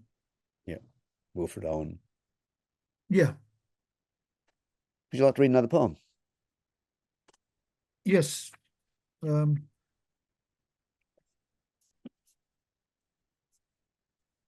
I'd like to read a poem for myself. A poem that's not an animal poem, a poem that's not an elegy, just a poem that I really like, and I'm very pleased with. And I just, it's also the title is stolen from Mark Strand. And Mark would forgive me, I'm sure. He has a poem called From the Long Sad Party. I found that. And I thought of his Long Sad Party at a literary festival in Slovenia about 6 years ago, when I found myself part of a lunchtime reading with some other foreign luminaries, poetic luminaries at this festival. We were lined up, and the three other poets, and we were on a balcony in an old castle. And as I say, it was a lunchtime reading, and people were sitting on plastic chairs in front of us, down on a separate level, looking bored, looking like they were just there to eat their lunch. And we were reading to them, and they must have thought we were totally weird. I thought we were totally weird. I thought no one's listening to us.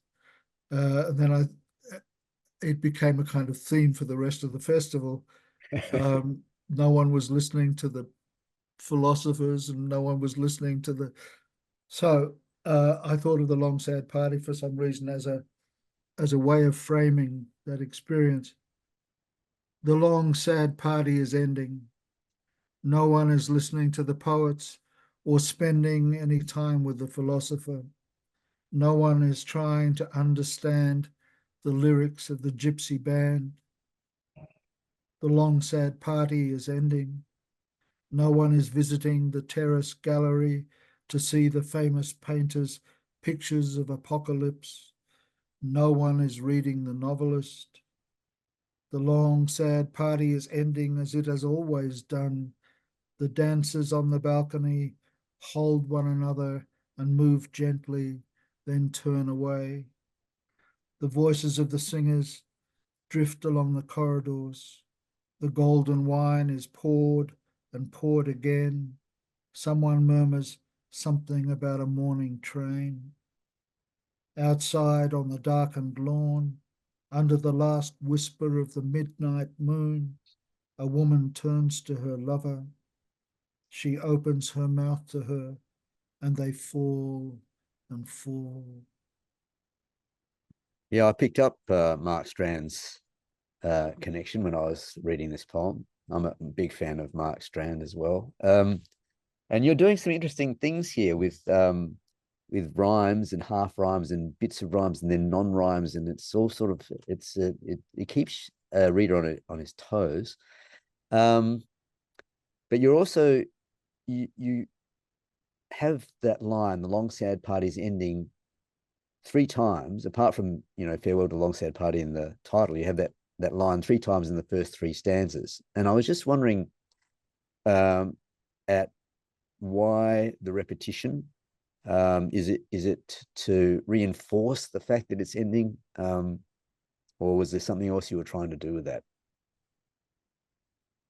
I wanted the repetition as a way of hanging the subsequent material in each stanza.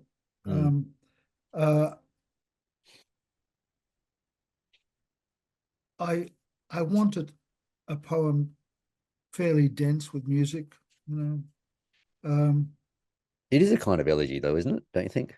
Well, it is. Yeah, it is a kind of elegy. I mean, of course, I mean, in that sense, but it's also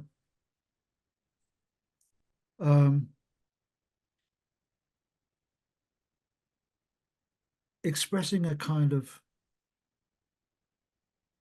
moment in our time, I think, or moment in one's thinking about one's art or whatever, some sense of the irrelevance of a lot of our endeavor. There is a turning away over and over again in the poem. It's not just in the people not listening or whatever. It's people turning away from something. They don't go to the terrace gallery. The dancers turn away from one another. There's a kind of isolation, of fundamental alienation. Yeah.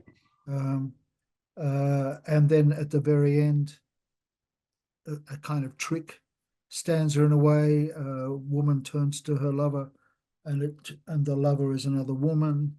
It's not going to fit the pattern that you might expect it would fit. They are turning their backs on what's going on in the castle or what's going on in the party.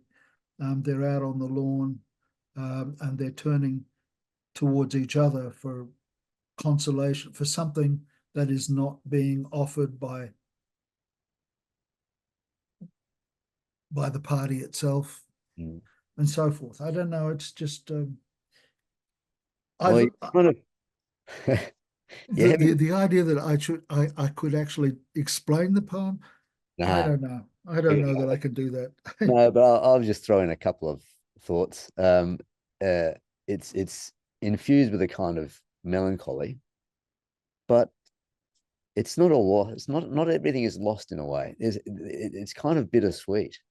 Um, Yeah, yeah. I mean, I tried really, really hard to make a really beautiful thing. well, I mean, I I think tried really hard to get the rhymes right and to get the rhythms right and have it. Um, I mean, well, there is beauty. There is beauty in the voices of the singers drifting along the corridors. There's beauty in the gentle way that the dancers on the balcony hold one another. The pouring of the golden wine. So it's there. The beauty is there, yeah, but it's mixed with this sort of melancholia. So it's a very bittersweet thing. It's a bit of both. And at the end, she opens her mouth to her and they fall and fall. And you don't know if that's a bad thing or a good thing, because they could be falling into an embrace, they could be falling into a future, they could be falling into togetherness, or they could be falling, in a negative way. It's left open. So yeah. yeah, I think it works. And I I know falling is something that's a motif that I see a lot in poetry, and I think it has so many different potential connotations that it's actually a strong way to end a poem, because it leaves it open. yeah, yeah. Um, I'm gonna finish on one poem, and that might be it. Do you think? Up to you. We Um, we can just keep going. We got two left. well, okay. I'm going to read the Magpie then, and then I do want to read An Invasion of Clouds. But the Magpie is, I mean, we've talked about elegy. Um, the Magpie is very definitely elegiac. Um, it has a kind of epigraph from John Berriman's poem "He Resigns," where he says, he writes, age and the deaths and the ghosts, her having gone in spirit from me, um, the hosts of regret come and find me empty. I must learn to live. Um,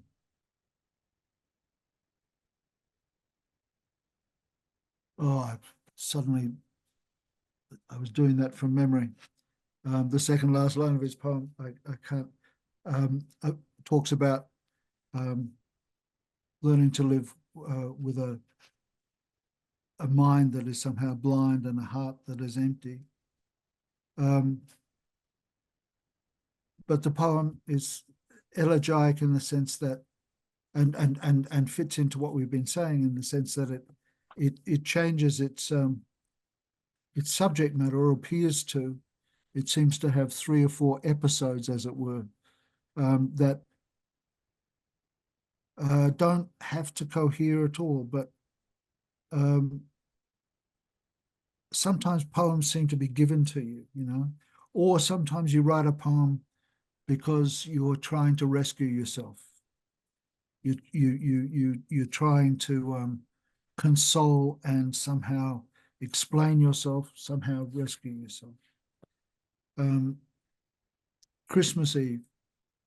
She, having finished her renovations in the cabin, we went down to spend the night there, sit out on the old wooden deck to see what stars we could through the thickening cloud. Our neighbour down the slope, where the creek rises, had lit a fire in the middle of his field. A dangerous thing to do, I would have said, and probably illegal too, but we watched it grow, a true bonfire, heard his children playing off in the dark around it, and I found myself remembering the fires of my childhood and the joy and magic of them.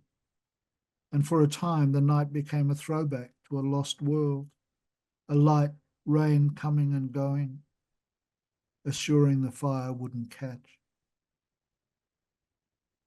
We woke at 7, drank coffee, ate some of the cake she'd made, then received a call to say my ex-partner, with whom things had not ended well, had died, and a crowd of regrets I'd been holding at bay stirred from their places, which might almost explain why 2 hours later in the garden, digging out potatoes for our Christmas meal, I fell and, rather than rising, chose to lie staring at the empty sky until she came and righted me. I rested then, no harm done, and by noon was in the cabin, working, when out of nowhere a young man in sandals and swamp-stained shorts appeared from the bottom of the paddock, so seemingly at home you'd think he owned the place. I asked if I could help him, trying to contain my alarm, and when he stopped and looked at me as if surprised to see me there, explained this was not public land. All he said was that there'd been a situation, gesturing to the creek below, then turned and went the way he'd come, down through the middle gate, then turning right, vanishing into the clump of tea tree there. A lost or homeless man, I've subsequently thought, and felt bad for him, though for a time I wondered if I'd seen a ghost. That evening, just before our meal, there was a second call, and anger, recrimination, such wild pain as one hopes never to hear again. We ate at last in silence, there being so little that could easily be said, and shortly after went to bed. Next morning, Boxing Day, a neighbour stopping by to return a saw he'd borrowed.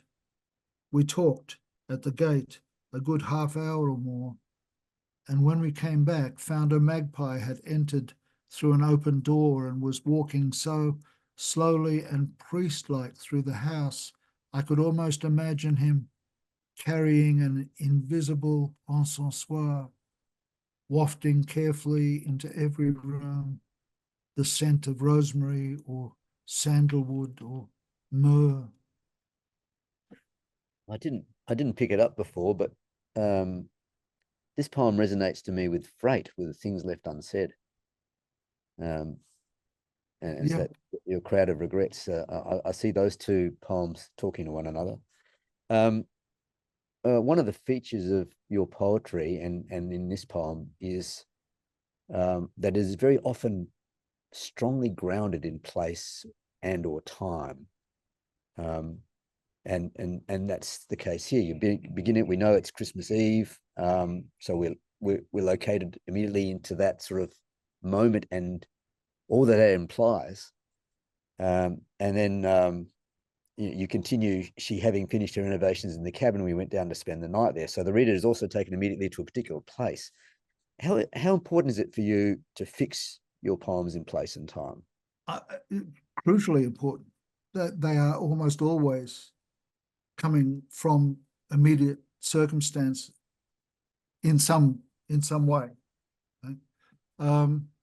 I don't know why. I just know that when I discovered, for example, the poetry of Frank O'Hara, who does the same thing so much, I felt that that's something I had to do. That is the way that I wanted to do things. Partly because where you are and what you've lived is your strength. You know it. Therefore, you are less likely to make mistakes in your presentation of it, but also you're less likely to encounter, problems of context or whatever. I mean, if these are things you've lived, if these are things that have arisen from what's immediately around you, there's a confidence and a depth and a kind of idiom that you can assume and that can characterize your poems, but also becomes a kind of code within the poems. That means that they can speak more than you consciously, more than you make evident in them. So it's not just, I mean, I've just completed I don't think I've completed it, they're still coming, but I've written about 150 poems about, in the last 8 months or so, about exactly where I am, about the sheep and the forest around here and so forth. And they're modeled heavily on classical Chinese poetry, the poetry of Wang Wai and Tu Fu and Li Po and Po Chu Yi and Li Ho and others. And yet one of the things I've really enjoyed about them is that they can accumulate a kind of set of meanings that comes from the place and from previous poems about the place, and enable me to go. Actually, I've found they enable me to go places poetically that I haven't done before. So it's a interesting new venture. But yeah, I mean, again, very, very hard to explain why particular place and particular times means something to me. It's just that the poetry comes from my life. I might as well acknowledge it. But it's also very much a way of, I mean, that's one of my fascinations with it. I don't know why I have to turn my place and my time and my life and my nights and my days and so forth into words. I don't know why I have to. It's a compulsion. It's a making meaning of where I am, but it's also a mode of attention. I think that's really, really important to register. I mean, poetry is a mode of attention, a way of seeing and forcing yourself to see.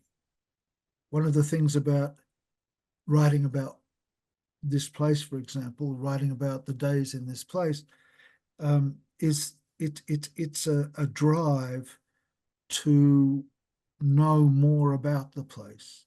It's a way of learning, a way of attending that I think is actually very, very important. I don't think that we're ever going to be able to rescue ourselves if we don't learn that kind of attention and pay that kind of attention. I think one of the major problems that we face is a problem of attention, of not being able to pay it, not being able to see where we are, not being able to explore our moments deeply, not being able to explore our location deeply, pay it the kind of attention that can enable us to, one, love it, and two, rescue it. Yeah, and if anything, the tendency is to become more and more removed from place. Yeah. The I think I think ultimately several of the questions we've been talking about come down to that matter of attention. This poem, I thought, moved very deftly between the quotidian daily activities, drinking coffee, digging in the garden, working in the cabin, and then a series of unforeseen intrusions into those activities. What is this poem trying to say about the unexpected and how it might impact on our lives? Is it just part of the fabric of our lives that we need to accommodate by paying attention to it? Yeah. I mean, when you started off the day, we started off Christmas Eve, you weren't anticipating any of these things happening, you No. might have anticipated the And neighbor's bonfire, but not the phone call of your ex-partner's death, not the strange appearance of a young man, not the magpie making himself at home. yeah, I mean, I honestly, everything in the poem occurred. Again, everything actually occurred. I didn't invent a single thing. Where the poetry is in how you render the experience. But the experiences were exactly as they are in the poem. What I tried to bring out from the experiences was their strangeness, was the atmosphere of, I mean, even that night before with the bonfire, I haven't seen a bonfire for years, and it brought back a lot of stuff from my childhood, just sitting there watching the bonfire. But it was also these children running around the fire, screaming off into the night, into the darkness, and then coming back into the light of the fire, and then running off and playing their game elsewhere, and so forth. It seemed to be a symbol of a kind, but for something I couldn't put my finger on. But the fact that you can't put your finger on something is sometimes an exciting thing. It becomes a mysterious thing, and recording it as a mysterious thing is a worthwhile thing to do. You don't have to explain it. And I got the sense, like, I mean, that magpie is beautifully depicted, priest-like, walking priest-like through the house. I just got the feeling that even though there's sort of references here to, anger, recrimination, pain, that crowd of regrets, this actually is a poem about gratitude. The magpie's blessing your house. Well, in part, yeah, to the magpies, yes. I mean, gratitude to the animals around me, gratitude to what they bring into my life. There's no question about that, and I'm glad that you registered that at the end of the poem. But one of the reasons I put the poem on the list, apart from demonstrating again some stuff about elegy, and we picked that up straight away, was I don't know. I can't explain this poem, and I mean, I can explain parts of the poem.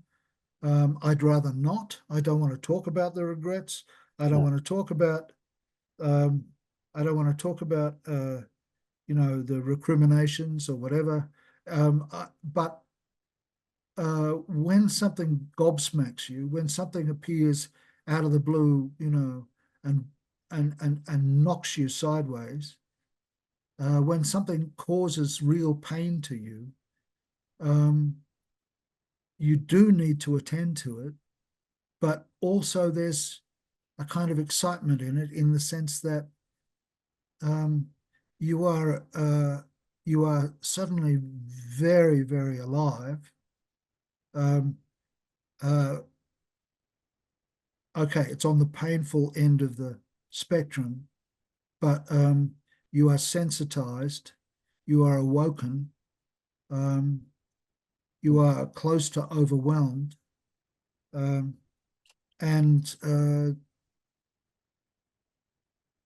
I couldn't explain to myself how all these things came together and why the magpie seemed to be perfect where it was, why that young man appeared, and why he was so mysterious, and what that seemed to symbolize. It seemed to symbolize something important at that time. I couldn't say what it was. Right? I still can't say what it was. But I know that the poem is full of religious imagery.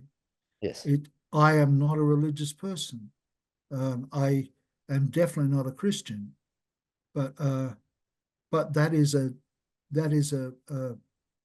tradition that has accompanied my entire life, and a tradition in which I was deeply, deeply inscribed, trained, or whatever. You know, it's deeply written into me. Gold and frankincense and myrrh are heavy symbols within my psyche, even though I don't believe in the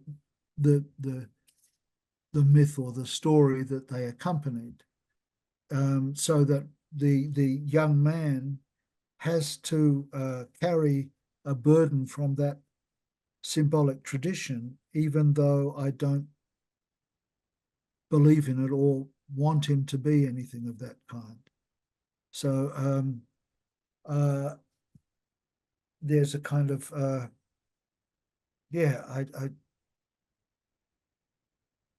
it's a poem that leads me somewhere. You know, it's a poem I don't understand, but it's a poem that has a real power for me. So, it doesn't have to be understood. I mean, from where I sit, if you go back to the idea of nothing being wasted, what's happened here is that you've recalled even the regrets and the pain, but a number of things that make you who you are, the lived experience, if you like. yeah. And all of that lived experience comes into the poem. And then there is a sense of, for me, gratitude of the lived experience, even if it was painful and full of regrets. Do you know what I mean? That the poem, for me, encapsulates. Yeah. Well, I'm glad to hear that. I'm glad to hear that. Somebody else who read the poem recently said that it gave her a whole body chill to read the poem. And I'm dying to talk to her about that and find out what she meant. But yeah. All right, keep talking, but we better get on to that last poem. Yeah, I'm going to read the last poem, An Invasion of Clouds, and I've already talked about it a little. So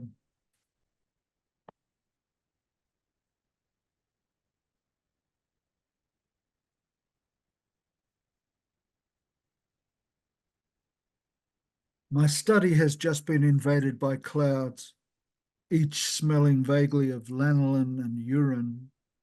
Soft-eyed, wet-nosed, curious-tongued, come to inspect my books and papers, like tax collectors for the invisible or auditors from the ineffable earth, trying to determine how I waste my time. Their leader, the unicorn, wants to taste the volume of poems in my lap, while another makes for the unfiled bills. The third stares at the ancient aquatint of my great-grandmother in her wedding dress, and the fourth, the black one, turning his back, slowly and sensually rubs his behind on the literary theory section of the bookshelf. Following the others out, he pauses at the doorframe for a final scratch, then pees with pleasure on the just washed floor. That's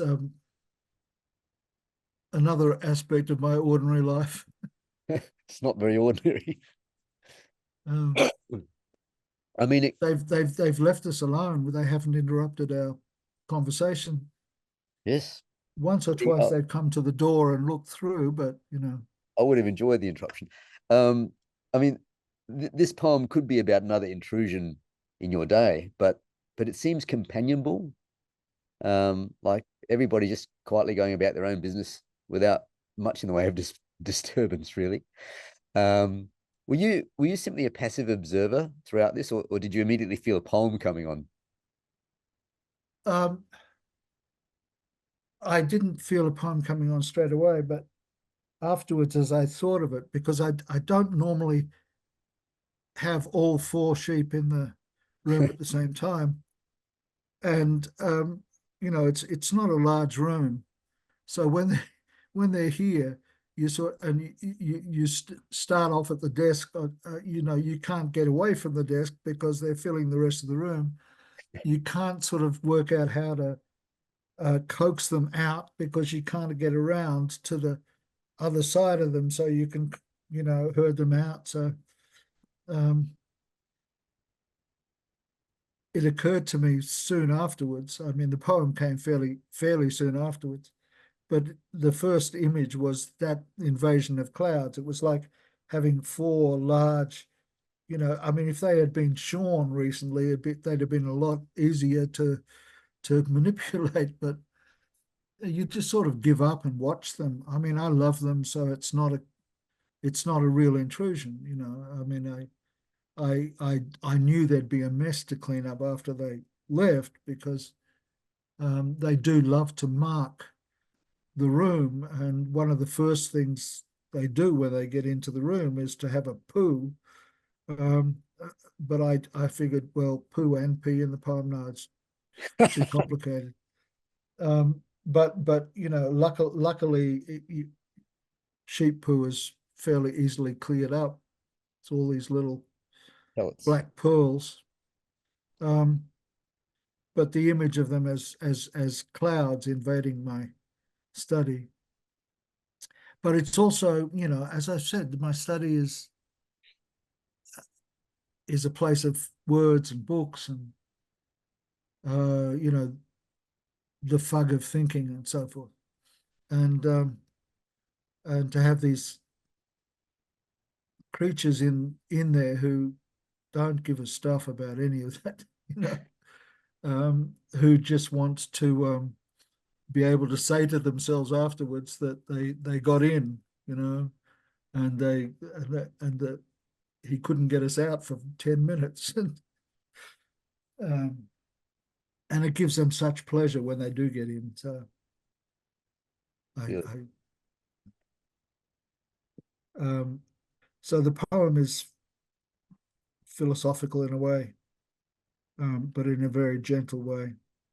Yeah, it's very gentle. Um, and I noticed that it employed a number of senses.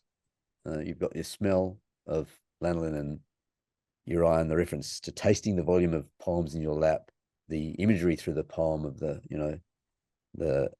aquatint of your great grandmother and so on, the tactile rubbing of a behind, but there's no sound. No, well, they're very they're very quiet. It's clouds. The clouds don't make a sound. They just invade, and I mean, I don't start me on clouds. I have a particular fascination for clouds, but um, yeah, they are very. The central things are their language. They don't talk to one another. I can't talk to them, um, but they have extraordinary sensitivities to touch um, and to sound and so forth. So Um, I was wondering, David, did you instinctively use the senses in the poem, or do they write themselves in, or did you deliberately? How did that happen? Well, I wasn't conscious of that, really. I wasn't. But I did want to give them to reflect four different personalities, as it were. I didn't want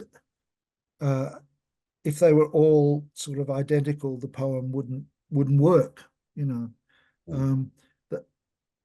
So distinguishing them in that way enabled me to structure a poem around the experience.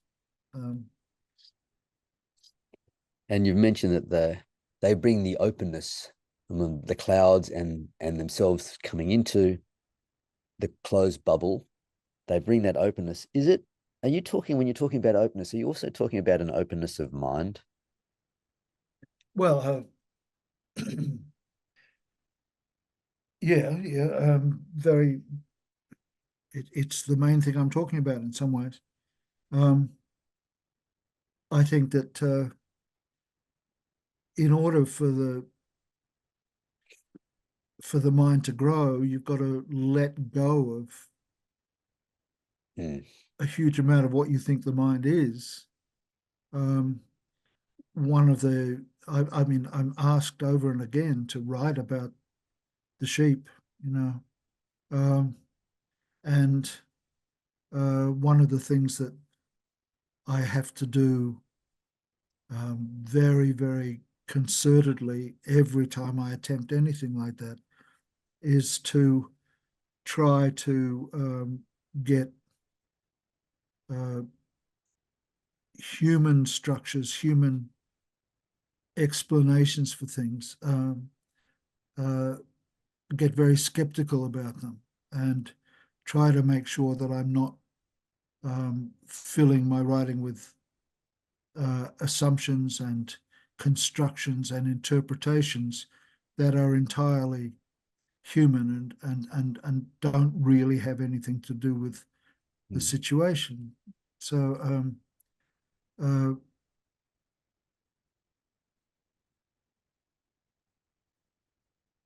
I have to force myself to pay attention and to reverse a lot of my own behavior, a lot of my own assumptions when it comes to them, so that I can understand them, not force them into my understanding. And that's hard, you know. I mean, your entire life you are trained to understand things, and then you get to a situation where you say to yourself, all my training to understand things has to be placed on hold. I have to get used to total silence, total withdrawal of interpretation, withdrawal of assumption, and learn a new way of being in order to become closer to them, in order even just to get their trust. You know, I for years there'll be a kind of behavior that is distancing from them, but then suddenly and strangely there'll be a kind of acceptance and intimacy, as if you've at last earned some sort of trust, and you've got no idea how you did it. It's not something that you can interpret with your own mechanisms of interpretation. And it's almost as if your body has learned something and they've seen that, even though you don't know what it is that you've learned. As if there are systems of understanding that you as a human don't have. Yeah. And we'll never have. and we'll never have. Yeah. But what we have to learn is to open ourselves to those rather than assume that we're adequate. Yeah. And that our systems of thinking are adequate. If we are going to ever have any kind of rapprochement with the creatures we've abused for so long, we have to get used to the kind of existential terror of the open. Well, it's been a wonderful exploration of these themes. That the sheep, we're trying to determine how you waste your time. I'm very grateful for how you waste your time with these poems. Thanks so much, David, for sharing your poems and exploring. It's been a great pleasure. Your experiences and thoughts and insights on these themes of animals, the open, and the compulsion to poetry. Details of David's books and where to get them will be posted with this podcast, so please look out for them. Next up on Poets Corner will be Galen Carbis reading poems and talking on the theme of love, work, art. See you then.